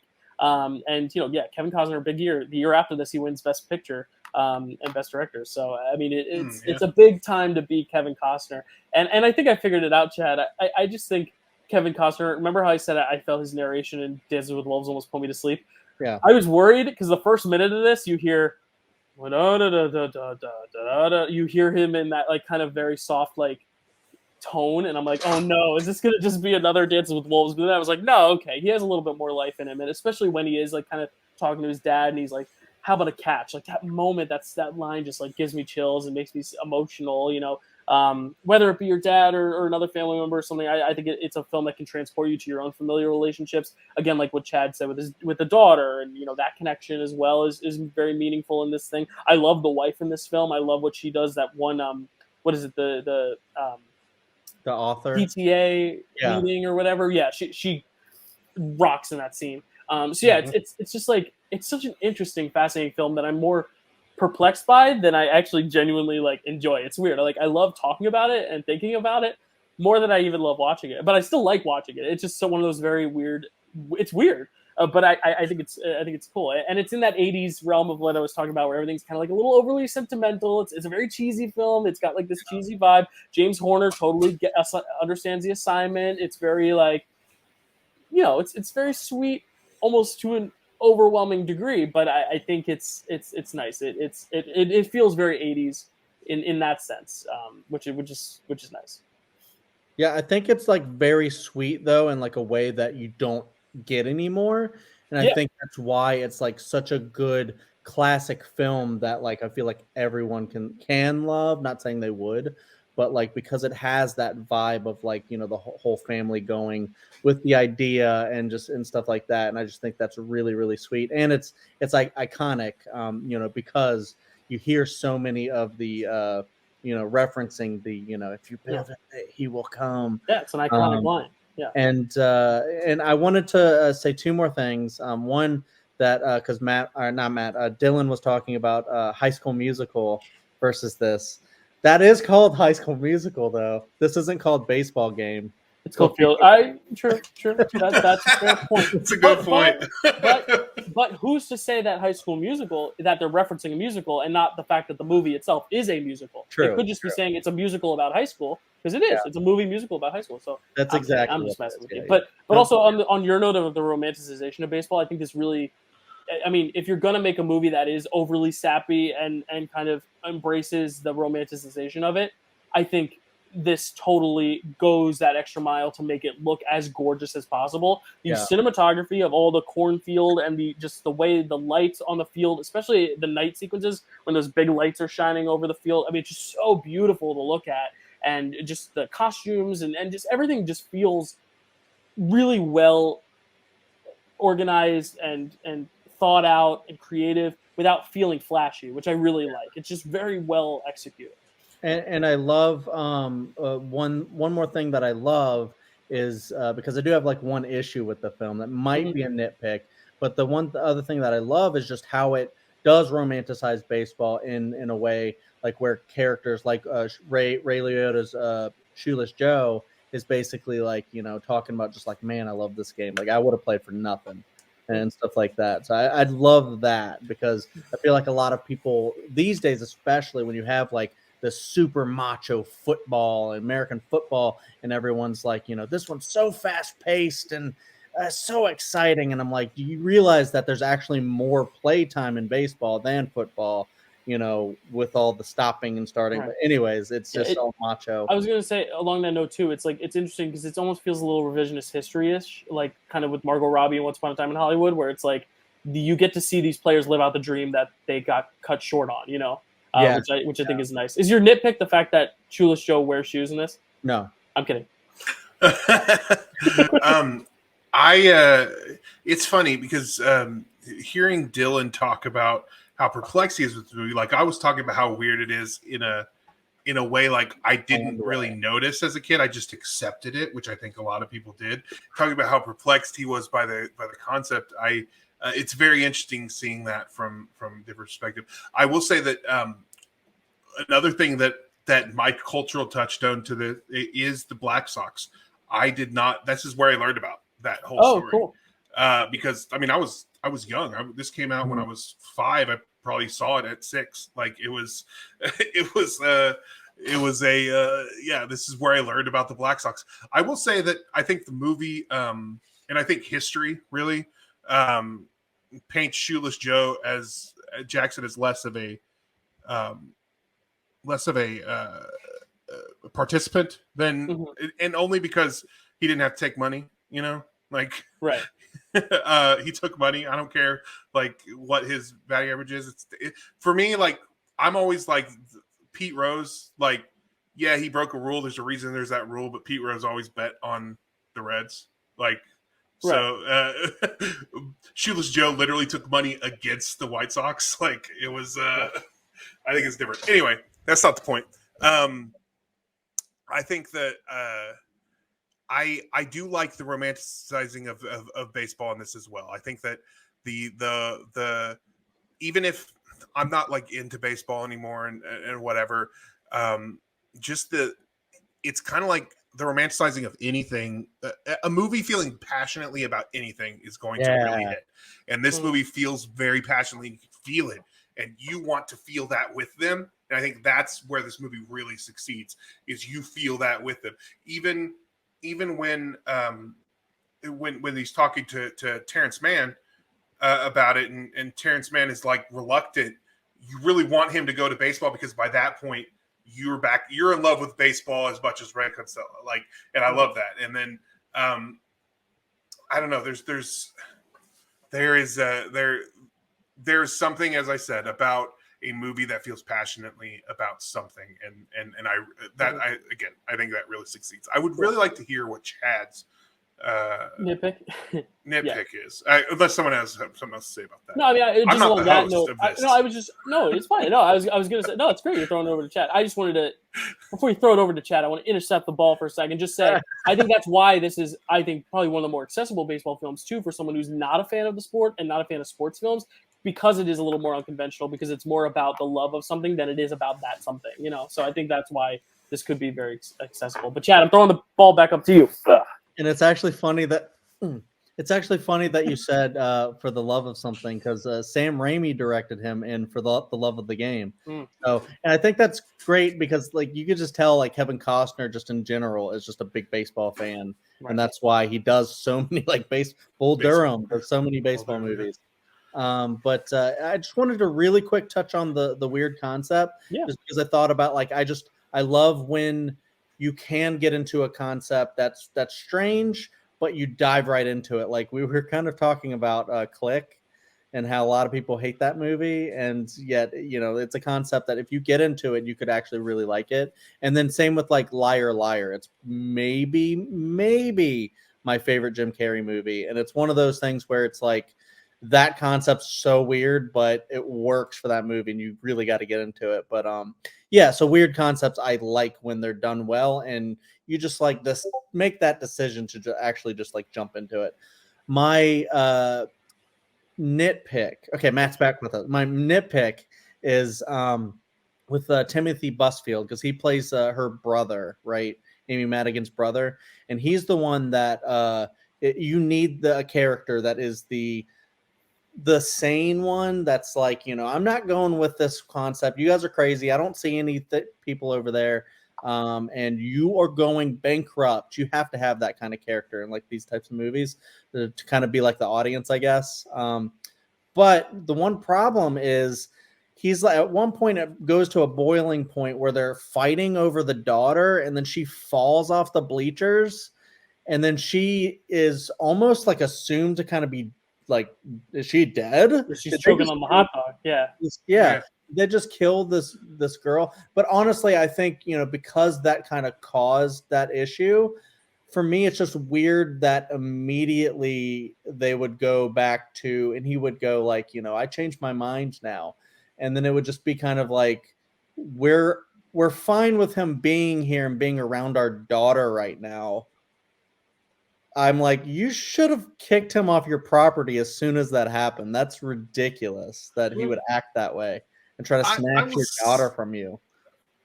I will say about that, I do feel like he was trying to be protective, so that makes a little bit more sense. And he does kind of have the come to Jesus moment right after that when Moonlight Graham walks through and he's like, "Oh my God, you can't sell this farm. Where'd that guy come from?" In the moment, I was just kind of like, "What?" But I think on rewatch, it won't bother me. Yeah, I will say that it's the new parent in you, Chad. It's the new parent in you being overly defensive of the kid. I know, it makes sense. Because I saw this movie so young, I have had a fear of someone falling while eating a hot dog. Like that's a very specific fear to have. But now I have kids, and when they're eating hot dogs, I am extra vigilant. I'm like, sit down, stop talking. You're eating a hot dog. It's the number one choking hazard, I believe, of all foods. Hot dogs, sausages. Oh, is it? Because they have they have the casing, so it's like if it gets lodged in your throat, you can't. It doesn't break down as fast because like that. And steak are big, really steak big. is tough too, but So and I think it's also because it's like that circular shape, so it fits perfectly in the esophagus if it's too big. Hey if it's guys, a really big sausage. Audience, whoever's watching right now, just please chew your food. It's not worth it. Please chew your food. Take your time. Chew your food. Field of Dreams didn't have a big enough feast to chew on Oscar morning, unfortunately. It was only nominated for 3 Oscars, but 3 big ones. It was Picture, Adapted Screenplay, and Original Score. But all 3, I think, worthy nominations. It should have gotten more nominations. But there's really no way to segue. Shoeless Joe, when he wasn't wearing shoes, you know, you could see his left foot. Oh that was the worst segue. No. Honestly, I thought Dylan was just gonna. This show is over. Another segue was just like pulling it up and just like showing it to the camera. But then I was like, you know, if Tarantino watches this, I don't want to make him salivate too much. Tarantino loves this film. Loves that film. My Left Foot: The Story of Christy Brown, directed by Jim Sheridan, written by Shane Connaughton and Jim Sheridan, cinematography by Jack Conroy, music by Elmer Bernstein. Okay, I actually didn't write down who stars in this, so shit. Daniel Day-Lewis. Daniel Day-Lewis. I can look up the rest real quick. My Left Foot. Daniel Day-Lewis, Brenda Fricker, Fiona Shaw. Just off the top of my head. That's about right. That's Kevin Bacon in this one too. Oh, how yeah, many Fiona degrees Shaw, away? Fiona Shaw is very important. And synopsis. It's just a man born with disabilities learns to cope with that and has like a troubled family life. There we go. There you go. It's about kind of overcoming, something that can't be changed, but trying to still do something with your life, or at least show others that you can. Because it's this character, he knows since he was young what he's capable of. It's just he needs other people to accept it too, so he can then further evolve as a person, which I think is interesting. Mhm. But Chad, go ahead. It looked like you had something to say off the bat. Well, I was just gonna finish by saying based on because we see him like learn to write and stuff with his foot and all that stuff. Based on My Left Foot by Christy Brown. Yes, sorry, I jumped the gun on the adaptation. I was excited to talk about it. Yeah, Matt, was this a first watch for you, Matt? Yes, it was I'd seen clips from it. I mean, gotcha. It's an all-time performance. So yeah, I think I was going to say you don't really get away from that. Yeah, but, this was also my first watch. Yeah, it was my first watch in full. Yeah. And Chad, was this your first watch? This was not my first watch. Okay, interesting. So I'll throw it over to Matt first to see how you thought about it first watch, and then we'll go over to Chad. Yeah, like I said, I'd seen clips from it. It's a movie I've been aware of for a long time. I always saw it at the video store, stuff like that. There's also one of Family Guy's more obscure jokes where they talk about My Left Foot the musical. But it's something I've always been aware of and something I've always wanted to see, especially because I knew how well regarded the performance by Daniel Day-Lewis was. Daniel Day-Lewis is one of my favorite actors, so I'd always wanted to see it, and then now I've seen it. I will say this: the performance is the thing in this movie. I will say that it is similar to actually two of the other movies where just basically it's a long period of time because Drive Miss Daisy and Born on the 4th of July span over a really long period of time, and they just kind of skip forward. And in Tom Cruise's case, or in Born on the 4th of July's case, it also deals with a character who has some sort of disability. Yes, exactly. And if it's I will say that I did enjoy this movie quite a bit. I enjoyed my time with it a lot. I think that I think Christy Brown was a more interesting character in the flashbacks than he was when in present day. Like it kind of felt hard to root for him in present day because he was just kind of a jerk or whatever, like he was kind of a dick. But I don't know. I like this movie. I do think that it handled the passage of time better than the other two, in my opinion. But I don't really have a lot of thoughts on it. I liked it. I enjoyed it. The performances were great. Two performances in particular, I really, really loved. And cool. Chad, I'll throw it over to you because you had seen this one. Does this one hold up on rewatch? Is this one that you liked more or less, or? I think this one, I think about the same. I like the movie. It's not one that like I would go around to people and be like, you have to watch My Left Foot.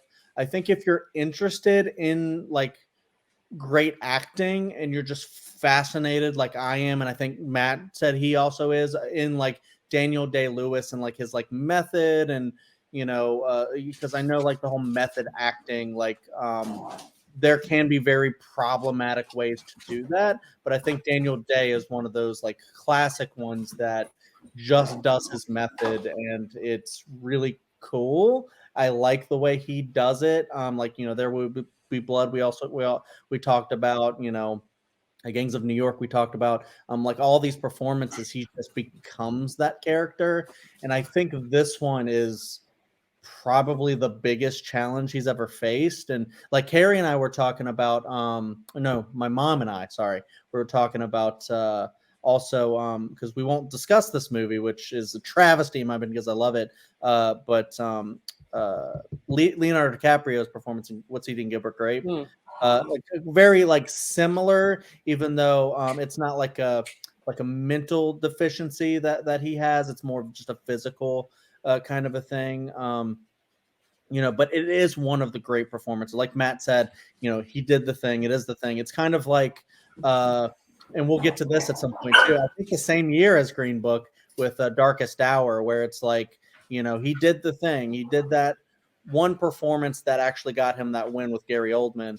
Whereas the movie, I don't think is that interesting unless you're just really into like that time in war and stuff like that, and you want to do a Dunkirk, back to back kind of thing. But I think this is a more interesting movie than that, with a great performance in it. And I'm just like, the whole time, I'm just like, how does one operate when they like? It's just my left foot, so it's like is that the only part of his body he can move? Like, kind of like, what's the deal? And it turns out it's not like he can move like a lot of his, but it is a lot of him like dragging himself like across the floor. And it's just a lot of it is kind of hard to watch. But I think that's because like, I can't imagine like having that type of disability, but there are people who unfortunately have to go through with that. But fortunately, a lot of the times they can learn to like live with the disability and have a fulfilling life, and even try like fall in love like Christy Brown does, which I think is really, really cool, because you have that kind of thing that like Tom Cruise in Born on the 4th of July thinks and says out loud, like, who's gonna love me like when I'm like this? And I feel like Christy Brown probably went through that whole experience as well. Like, who's gonna love? I can't even. And he has like a girl turn him down when he's a kid, and then later he pines after Fiona Shaw. And I just want to say, I love that this performance from Fiona Shaw as well, because it's one of those things where it's different from Harry Potter. Like, I know just from Harry Potter. And then I'm just like, this is completely new side to Fiona Shaw. So yeah, I agree with Matt that this is mostly because just the performance, and like the performance, like when he's at that dinner table and he hears about the marriage proposal or whatever, and he's just like freaking the fuck out. I just think it's amazing. And it's just like that scene right there could just be one of the all-time fantastic, great scenes in acting that, like, people who are like patting themselves on the back about acting can be like, look at that performance. That's something I want to like, go to. And the movie is good enough for like a biopic, and I think very interesting. And it's really short, so it's not one that like you are mad if you didn't love it, but you sat through. So it's fun enough. And I do also like a lot of the past stuff, and how his dad was kind of a piece of shit. And I like how he was an interesting character, despite like, his disability. Like I think Matt said, is that he's kind of an asshole as an adult. But I think that's kind of interesting that like they don't make him like this most sympathetic person in the world, even though he has the disability. You're like, wait, he's kind of a jerk a little bit there, but he does have the sympathetic side too. So it's just an interesting dynamic there. Yeah, it's like, just because he has a disability doesn't mean he's not human. He doesn't have flaws. You know what I mean? Right. He's a dick. He just happens to also have a disability. Right. Yeah, I mean, you two summed it up best. I mean, like, I feel exactly the same way. I was worried, honestly, because I think just because Daniel Day-Lewis himself, I'm under the idea and notion that I think he is the greatest living actor to ever walk the planet. He's not my favorite actor. I have other actors I like watching more, but I think in terms of just sheer skill, I've never seen an actor on his level.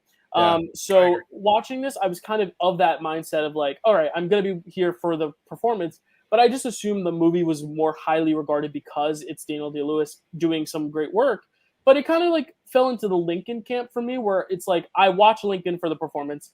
I think it's good. I like Spielberg's direction, but like, it's all about the performance, and that's what I felt here. Whereas like There'll Be Blood, Last of the Mohicans, like all these other movies, Gangs of New York. I feel like there's a lot more going on with his performance, and his performance elevates the material, but the material also kind of aids him really well. Whereas here, it's like, yeah, it's a great performance in an otherwise good but okay, just merely good movie, and I think that's kind of what you two hit on really well. I have really not much else to add, just that this type of role in the wrong hands could teeter toward offensiveness. And I think that's one thing that he does. Yeah, and problematic. But I think that's what he does really well here is he understands exactly where to push it to where it still feels, kind and considerate to the subjects he's portraying, which is a very tough thing to do. And it's another thing that another movie that we'll probably talk about next year, another one, Theory of Everything, another film that kind of has a similar type of story at hand about a character who has a disability. And I think I'll save my comments about that film until later, but I think it's one of the greatest performances ever. So I think it's really about how well you treat the subject while also still bringing all the other things into it, because it's not just about the physicality, it's about those emotional beats when Fiona Shaw reveals that thing about her husband. Like all those moments I think are what kind of fill in the blanks here, where it's not just him portraying the disability very well, but also portraying the emotion, the anger, the love for his mother. I love that angle. I don't remember which one of you said this, but I think it was Matt who said he's more invested in him when he's younger than when he's older. I actually wish, there was more of him when he was a kid, because I think that's actually some of the more fascinating parts of it. It almost feels like what you were saying with Born on the 4th of July, where it's like we get the beginning and we get the transformation, but I want to see that switch. I want to see the moment where he goes from writing mother on the floor with his foot to where he actually starts to learn how to speak and to write. Whereas we kind of just cut to a world where he is now a little bit more articulate. He is actually speaking, and now he's just fully grown. I kind of wish there was a middle chapter where he's a teenager, where we can kind of just see that middle between the very early experiences and the later experiences. I think that's one thing I just would add if I could, but I can't. And I think it's a really nice film. It's not groundbreaking, but the performance is, and I love him and everything he's in. He's won 3 Picture This awards. He's won for Gangs of New York, Lincoln, and There Will Be Blood. So I mean, he's a favorite on this show, but I think for good reason. He's amazing. So I think it's a really great performance. And yeah, I mean, there's not much else to add unless you guys have anything else to say. Yeah, just one more thing. I thought the time that when I was okay, it's kicking in, because I was thinking how much does he have to do? Can he do when it's just him trying to write with his foot and stuff? But when he's fuming, angry at his dad, and that one scene he's I'll fucking kill him and stuff. I was oh my god, this is it's going to be one of the best performances I've ever seen, and it is. So I love it. Just that I agree about, just really that I agree with you about Daniel Day-Lewis. I think he's the greatest living actor. Daniel Plainview and The Butcher are 2 of my favorite performances of all time. So and he's apparently retired, but you never know. You never know. He was retired. He did that once before. So and did the Phantom Thread. And I believe he retired to make dresses, right? Because he fell in love with it. That's the one thing I will appreciate. That's what it is. But that's the one thing I'll appreciate about method acting. I don't like when you teeter into becoming hard to work with, or obviously I get it's a stressful occupation, especially if you're trying to tap into that. But I do appreciate the fact that Daniel Day-Lewis, the positive to the method acting is that he takes the time to actually in Phantom Thread case, to actually learn the craft of what this character does, learn how to make dresses, become a cobbler, and he actually fell in love with making shoes and designing clothes and all that because of that. So that's really interesting, and I wonder what he took from this film, what he enjoyed, because this is one of his earlier ones. He started as a stage actor and famously got, I believe, fired or quit his job as soon as he did this version of Hamlet, because he had an actual emotional breakdown on stage because he was so in the role that he had his own little meltdown. And that's kind of awesome, because it's an actor so devoted to the craft, but it's also a little dangerous. So as long as it's kind of the whole drink responsibly thing. It's you can have fun, but just please be responsible. Walk around as Abraham Lincoln on set. That's fun, but don't cross the line. In some cases, but I think I'm not doing that. You don't hear about. You don't hear people talk about Daniel Day-Lewis like he tried to kill me with a with a bowling pin, or he drank my milkshake or anything. It was That was a joke. It was. I mean, I don't know. The problem is I don't even know if it was a joke or if it's. There might be truth in that. We just haven't heard about it. Maybe. I hope not. I feel like Paul Dano you don't would hear have said those something. things. You don't hear those things really about Daniel Day-Lewis. And I would say this is an added thing. I will say that a good product is never a good excuse for bad behavior, for abusive behavior. But I will say that you look at what his method acting produces, and look at what Jared Leto's does. Like, Jared Leto isn't producing this kind of a response from his method acting. Wait, Jared Leto's not an actual vampire doctor? I'm kidding. Yes, no, he is it's not. morbid time, baby. But yeah, so that's really it. I think it's a great movie. Or not a great movie. I think it's a really good movie. Yeah, it's a great performance in a good movie. Yeah. I agree with that, and I just wanted to note on the method acting bit, because you can go like the problematic way, like Jared Leto, but you can also go like the body harming way, like Christian Bale and The Machinist, and then you can also go, but then like you're talking about Daniel Day-Lewis falling in love with making dresses. You also have people like Jake Gyllenhaal who will go on ride-alongs for End of Watch and just like learn the culture of that. Or I can't remember if like Jim Caviezel like actually like went to like actually like be with the people of the different culture in the Thin Red Line and stuff like that, but like immersing yourself inside of a culture or something to like learn about them and become a character, I think is can be pretty special if done right in a very safe, unproblematic way. There you go. I thought you were going to say Jim Caviezel on The Passion of the Christ. Like, I don't know if he was a savior to mankind. Wow. Who's to say? Maybe someday we'll find it out. My Left Foot, nominated for 5 Oscars, wins two big ones. Best Actor for Daniel Day-Lewis, Best Supporting Actress for Brenda Fricker. It is also nominated for Best Picture, Director for Jim Sheridan, and Best Adapted Screenplay. So there's our 5-film slate. Now what we do is we rank these films, and with 3 people, it sometimes gets really fun and interesting, but I don't think it will today. Not that our rankings aren't interesting, but I think we have a clear-cut number 1, but maybe I'm wrong. And then afterwards, we'll pick our Best Actor and Best Actress from this slate alone. So Denzel Washington for Glory is off the table, as are some other great performances. But Matt, I'll let you start. What is your number 5, sir? Okay, I've seen you guys do this so many times, and now it's finally happened to me where I had a number 5, and now I have a different number 5. Wow! Just from our discussion.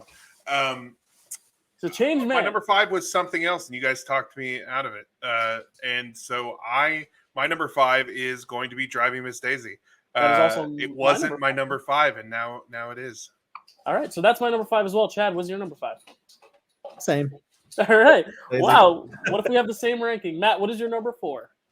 We're not going to have the same ranking because my number 4, which was going to be my number 5, is Born on the 4th of July. For the reasons that I mentioned before, I just think that and when I was considering, weighing this, I looked at the elements that I thought weren't done quite as well, and compared that to how they were handled in the other movies. Yeah. And I will speak more on that in a moment. But so that's where that puts it for me. So my number 4 is My Left Foot. So Chad, what is your number 4?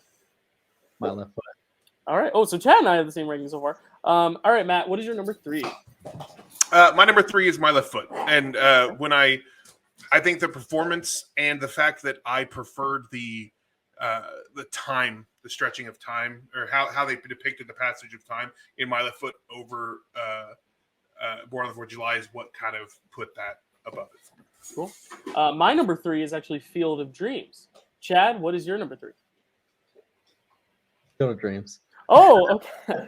All right. This is a rarity. All right. Usually Chad and I are way off of one another's. Matt, what is your number 2? I don't have that. My number 2 is my number 2 is Field of Dreams.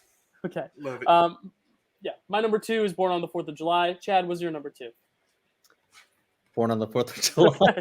Yeah, you weren't gonna fool us there. Which means all of our number 1s is Matt. I'll let you say the title because it's your favorite movie. Go ahead, Matt. Dead Poets Society. That's right, which means our best picture for 1989. No matter how we got there on the journey, it is number 1. I will also say it. My number 1 is Dead Poets Society. Chad, what is your number 1? Dead Poets Society. And There you can I say something about that? Yeah, of course. Because I watched Born on the 4th of July, and that one surprised me so much that even though I had seen Dead Poets Society, I know I really liked it. I was like, I think Born might be my number one. And then I watched Dead Poets Society again. I was like, this movie fucking rules. Right. It's number one. and honestly, Matt, your ranking's different than ours, but like not too far off. Like our 2, 3s, and 4s are kind of all like interchanged a little bit, but like we have the same number 1s, we have the same number 5s, and ultimately the best film is the best film. It's Dead Poets Society. So there you have it. That is our best picture. So now we're gonna get into our acting prizes. So Matt, you got the choice as our guest. We always let the guests choose if they want actor or actress first, but that also means they will be last for the other pick. So you selected actor first. So who is going to be your best actor of 1989? I decided I wanted best actor before I had watched the other movies, and then I was like, oh God, I thought it was so clear cut for me, and then but I don't think I'm going to change, even though one of these people is again the greatest living actor. I'm not going to choose him. I'm going to choose Mr. Keating. I'm going to choose Robin Williams. I think that his performance, if he is not convincing as a great teacher, if he's not convincing as the character he's supposed to be in that movie, then you can't buy what happens with the rest of the movie and how it leads these kids to where it leads them. And I think that ultimately did it for me. So it's Robin Williams for me. It's an amazing pick. I am second for best actor, and I knew this was going to be tough because I figured I knew where you were going, Matt, with your first pick. But it's still difficult because there's so many good ones on the table. But mine is actually from the same movie, and it is Robert Sean Leonard for Dead Poets Society. And I think I was honestly between him and honestly Kurtwood Smith, because I think it's two totally interesting performances from that movie that I think aren't talked about enough because Robin Williams is like the star of it and like is the one who got nominated and stuff. But I think, and this is actually a talking point I was going to bring up now, but Matt brought it up earlier, which is that the performance within a performance where he's performing Shakespeare, some of the best Shakespeare I've ever seen. And then added on top of that, the layered performance. You know, when you get a role where it's just this young boy, this young adolescent teen, you know, there's a chance you could just like cast just a young actor who says the lines and it's good, it's delivered fine, it's a good performance. But here I think he actually elevates it. He brings some really dramatic heft to it, to where even those final moments where he's not talking and he's just kind of contemplating what he's about to do are heartbreaking. Him in the car, and you know, you can kind of see that life kind of drain from him before he's even taken his own life. And I think the emotional journey he goes on is really powerful. And I've given a certain actor 3 of these prizes already, so I figured I'd spread the wealth, even though that was another one I was considering. So yeah, Robert Sean Leonard was my favorite performance. I actually think, no, I still think Robin Williams is my favorite performance in that movie, but like I would not begrudge anyone for saying Robert Sean Leonard's the best performance in that movie either, because I think it's right on par. So that's my pick. Here's the thing. I knew I was going to pick Robin Williams, and I was going to pick Robin Williams. I thought it was a shame that Robert Sean Leonard and Kurtwood Smith weren't going to get their due on this. So I'm very excited that you mentioned both of them and that you picked one of them. Cool. So Chad, who is your best actor? This was the hardest thing, which was why I was glad that I was going third, because I was like, there's so many, whatever they pick, I'll get something really good. It's kind of like when you still got so many good ones on the table now. Yeah. Like a football draft, and you're like, I'll get something. There's a lot of good shit on here. And the reason why we picked Dead Poets Society is because it's filled with freaking great performances. And I have one that you guys didn't mention on my list that I'm not going to pick, but because you guys both picked Dead Poets, is Ethan Hawke is my favorite performance in that thing. Wow. But I love him as an actor. Would have been cool hat trick. Right. It would have been cool. It got a hat trick. It still has 3 awards, and it could get some actress ones too. So I mean, it has picture and 2 actors now. So it's getting 3 at least. Yeah. I do want to spread the love. And you know, and I'll talk about these 2, my other 2 that I had, because I had 3 just in case.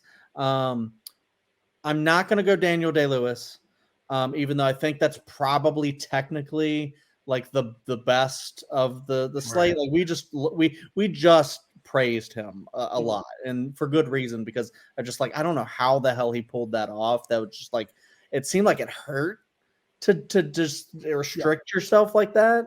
But I'm gonna go with, I think, the one that doesn't get talked about enough, and I already gave this guy's an award. I'm going Tom Cruise for Born on the 4th of July.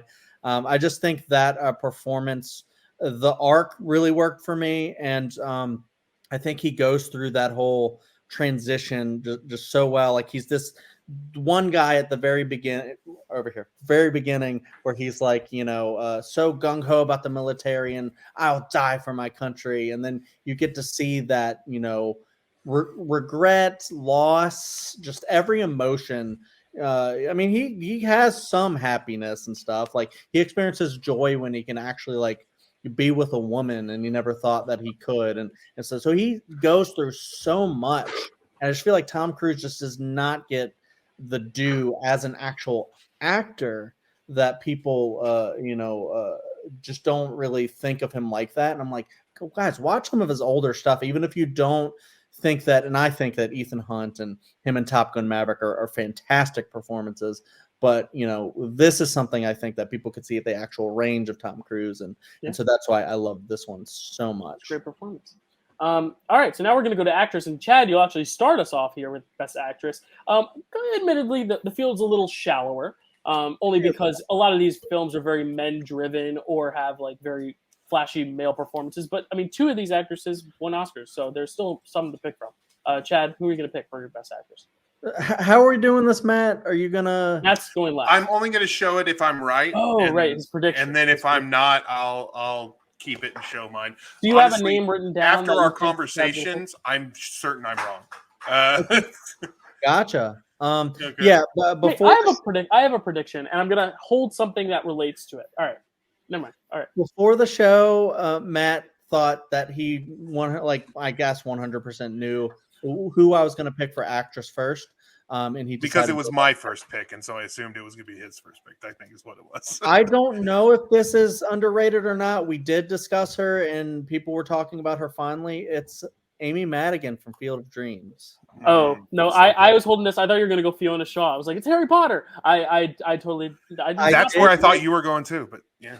I did. What was your prediction, Matt? Fiona Shaw. No, that wasn't my prediction. I thought that's where he was going after I thought I was wrong. Okay, go on. Okay. I didn't go Fiona Shaw, even though I did love that performance, but I just didn't love it. I just thought Amy Madigan in Field of Dreams because it's my number 3 movie. It's not one that I like adored enough to put it number 1 or anything like that, even though on a different day, maybe, because it is such a sweet film. But I think she adds to that sweetness so much. She's such a supportive person, like in a relationship, they're going bankrupt and stuff. And she's like, well, you gotta go, you heard the voice or this one thing is such a good coincidence. You had the dream about the baseball field. You have to go to Fenway or whatever. And then we discussed this too, in the PTA meeting when they're talking about like banning books and stuff like that. She is so fiery and just like angry and just like, and then when she gets out of the room after like kind of like owning that one woman, she's like fired up. She's like, yeah, and stuff like that. And I just love that performance in the movie. I just thought it was just really fun and just energetic. And I don't know, like out of all the female actors in the slate, I was just like, I enjoyed that one the most. A lot of great ones though. Yeah. I mean, it's funny because I thought you were going to go with the person that I'm going to pick. So I was like, all right, so that person's going to be off the table. So I'll go Amy Madigan. So that was my backup. Just because I think her performance is great in that. And I went on record saying I don't like one of these performances. That is probably going to be more of a given. But I'm going to go with an Oscar-winning performance from a movie that I think is strengthened by performances. And that's Brenda Fricker for My Left Foot. I just think her as the mother. I'm sorry, Matt, if that was your pick. Yep, that's who you thought. Okay. I knew he wrote that down. I feel like that was the one where like when I watched it, I was like, okay, that makes sense that won the Oscar just because it is the epitome of a supporting performance. She's never really front and center, but you really couldn't have the same movie without her. And it's kind of wild to me that Brenda Fricker is going to get one of our prizes and Daniel Day-Lewis is not. But I think that's just more so because the acting slate for the men's side is very strong and the women's is a little shallower. Not to say the women's performances in these movies aren't good, but as I said, it's a little shallower just in terms of quantity. So I do think Brenda Fricker, though, is a lot of the heart of that heart and soul. She is the heart of that. So I think she's solid. She's in a lot more of the movie. I actually thought they were going to kill when she like fell down the stairs. I thought that was like when she died. I was like, oh shit. It's one of those network things where she's in like 5 minutes and won the Oscar, right? And then she was in more. I was like, oh, okay, good. Because she's great. She's awesome in this, and I'm excited to just give that movie some representation. Even though it was my number 4, I still think the acting is really strong in there. Yeah, Chad, you have something to add to that? Yeah. If you don't know who Brenda Fricker is, she's the pigeon lady in Home Alone 2, Lost in New York. Okay. Oh, okay. Hold on. Oh, okay. Okay. This is where I needed to talk. Okay, Matt, and then you can segue into your pick too. Yeah. First of all, I'm going to talk about Chad's pick, Amy Madigan.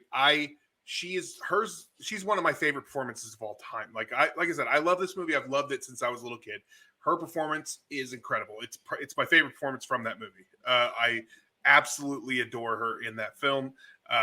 It was my number 2 pick after Brenda Fricker, which is what Dyl picked.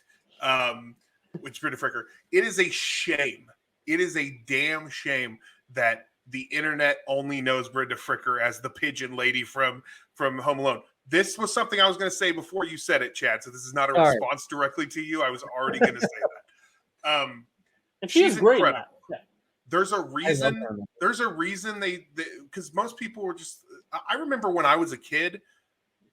There was a rumor that she was an actual homeless person that they picked just because she was good with the pit. Like, that's the kind of thing. No, there's a reason they picked Brenda Fricker to be the emotional center of that film. It's because she's fucking incredible. I love her. She's an incredible actress. I loved her in this movie so much. I didn't talk about her during the thing because I figured I'd talk about her when Chad nominated her because I thought that was going to be who it was. But you get to now. I love her performance. She felt like a real mom. She felt like a real mom who cared about things. You could really feel the emotion. Honestly, she's the emotional center of this movie as well. I mean, as much as Christy Brown was kind of a dick through most of it, his mom was really the heart of this film. So I absolutely love that performance. Yeah, I was gonna say, Chad had one more thing to add about Brenda Fricker. People need to watch more Brenda Fricker shit. Speaking of more Brenda Fricker shit, and the reason why I think she's just like kind of a loving presence, because she is a loving presence as the pigeon lady, because she's such a good friend to Kevin McAllister when he has no friends in the city. But also, she's in Angels in the Outfield. She's like the orphan mother, and I think a foster parent, and I think she's fantastic in that too. She's great. Angels in the Outfield or Field of Dreams? Which one's better? I'm kidding. Field of Dreams. Yeah, no, I agree. Good film, though. All right, Matt, who is going to be your actor's pick, though, of these 5 movies? Okay, so I had 3 picked out. I had hoped that I wasn't going to have to go with my third, which is fine. I mean, it's not a competition, so it doesn't really matter. I just really wanted to be the one to say Brenda Fricker, but that's fine. I'm actually going to, at this point, and not just because it's a shallow pool, but really just because I like this, and I think it's going to probably be one of the only opportunities for her to get an award on this show, and I'm going with Gabby Hoffman. Woo!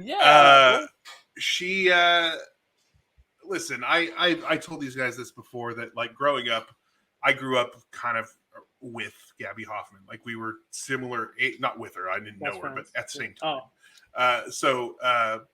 So we were kind of the same ages. So when she was in movies, it was directed toward me generally. So I just saw a lot of movies with Gabby Hoffman in it. I have always really liked her as an actress. And in this movie, as I said, her near-death scene caused me to fear people eating hot dogs for the rest of my life.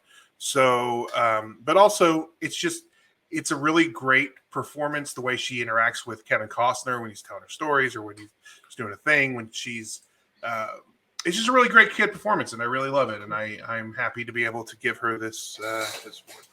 Yeah, another film where Gabby Hoffman reunites with Amy Madigan, Uncle Buck. Go check it out. I love that movie. Also, doesn't that also have Kevin McAllister in it? It might.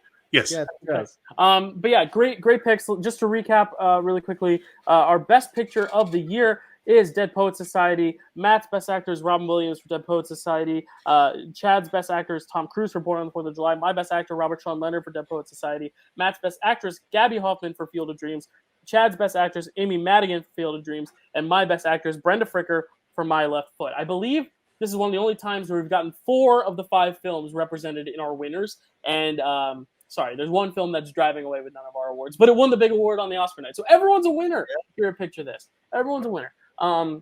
So that is 1989. Any last words, Matt? Been a great guest to like kind of close the chapter here on 89. I had a excuse me. I've had a blast. I'm very interested. You mentioned the Theory of Everything earlier. That was 2014, right? Yep. Huh. That's an interesting year. I might be interested in that. Anyway, I had a really great time, and it was a lot of fun. And I'm glad any opportunity to talk about my favorite movie, and I'm so happy that it won and that it was obviously the runaway winner. And and when I said earlier that like I could replace 4 of these movies, I like my second and third and even fourth movie, but like I would swap out all 4 of those for like what I said earlier, Little Mermaid, When Harry Met Sally, Do the Right Thing. But like I would never swap out Dead Poets because it's so good. So it's just a great slate. But moving on, Chad and I still have to keep up this monthly thing, and we have so much fun doing it. But we're lacking a bit on the classics. And you know what? August, it's fun month. Everyone's all about August. So why don't we go all about Eve in all about August? Let's talk about 1950, a very notable slate, a record-breaking nomination at the time. And I still believe it may still hold the record of nominations. I'm not sure. That you might need to fact check me on that. But the year of All About Eve, 1950, that slate is All About Eve, Born Yesterday, Father of the Bride, King Solomon's Mines, and Sunset Boulevard, otherwise titled as Sunset Boulevard, if you abbreviate it. So yeah, 1950 is next on the docket. Matt, you won't be with us for 1950. We'll be on Framewreck very soon, but any thoughts just after saying that on 1950? Any teaser? I mean, there's a Billy Wilder film, so obviously that's where I am. He's one of my absolute favorite filmmakers of all time. So. Yep. Chad, any preview thoughts on that slate, or are you just excited to talk about it? I'm very excited because there's at least 2 heavy hitters that I know and I've seen, and the rest I haven't seen. So I'm interested to see if I actually agree, because I might, because I actually agree with the Academy this time, because I didn't this time. And going through all of our episodes, I'm like, I rarely agree with the Academy. There's few times. It's gonna be a tough one, and I will tell you right now, I've only seen one of these films, and it's not the Best Picture winner. So yeah, I know, it's gonna be fun. Is it the Billy Wilder one? It is the Billy Wilder. I have seen the Billy Wilder one. I've also seen the musical of the Billy Wilder one. I love the Billy Wilder, but we'll get there. Maybe I'll hate it when I rewatch it. I don't know. Top 3 director for me. Maybe I'll hate it. I don't know. So that is our slate. Here's where you can find Chad and I. I'll pull up the thing here. But Chad, really quickly, where can they find you? Oh, me? Check out the letterbox and all that. Trying to do more reviews over there. Check me out here. In all the areas of the Dyl Pickle Movie Network, like Draft Day and all that stuff. Check out my channel, Chadwick Webb, where we rank a lot of stuff.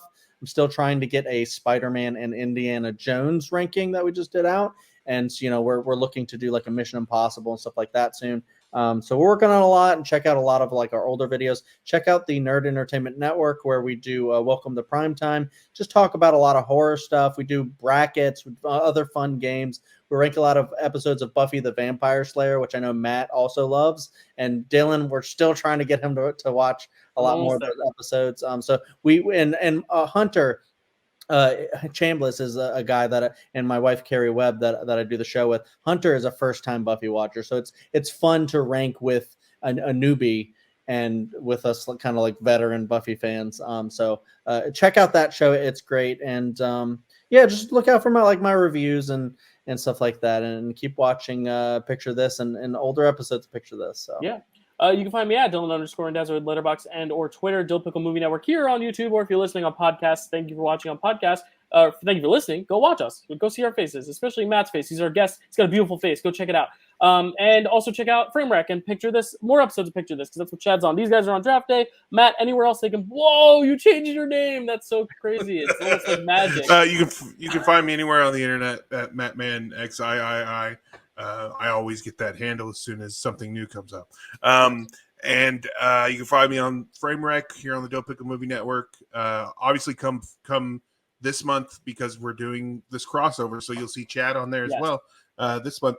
And we've got a lot of really great shows lined up for the next few months with some great guests. So come watch it. And anytime Dyl will let me do a video on his channel, sometimes I'm like, hey, I really want to do a video. Can we do a video? And then we do something like the one where we compared White House Down and Olympus Has Fallen. So hey, they're fans of both those movies, so hey, it's worth it. And I will say, just in case you want to know what that slate is, we're doing 2004? We're doing 2004. So Alexander, Catwoman, Super Baby, Super Geniuses 2, Surviving Christmas, and White Chicks is the slate. Catwoman won that year, so we'll talk about that. We've already talked about Catwoman, but Chad hasn't. But Chad will be there on Framewreck for the first time, talking bad movies, or so bad they're good movies, or occasionally good movies that we just realize are good. Yeah. Sometimes it happens. Our redemptions, like our last month with Indiana Jones. Sorry, haters. All right, y'all. That's it for today. Thank you all so much for watching. We'll see you next time.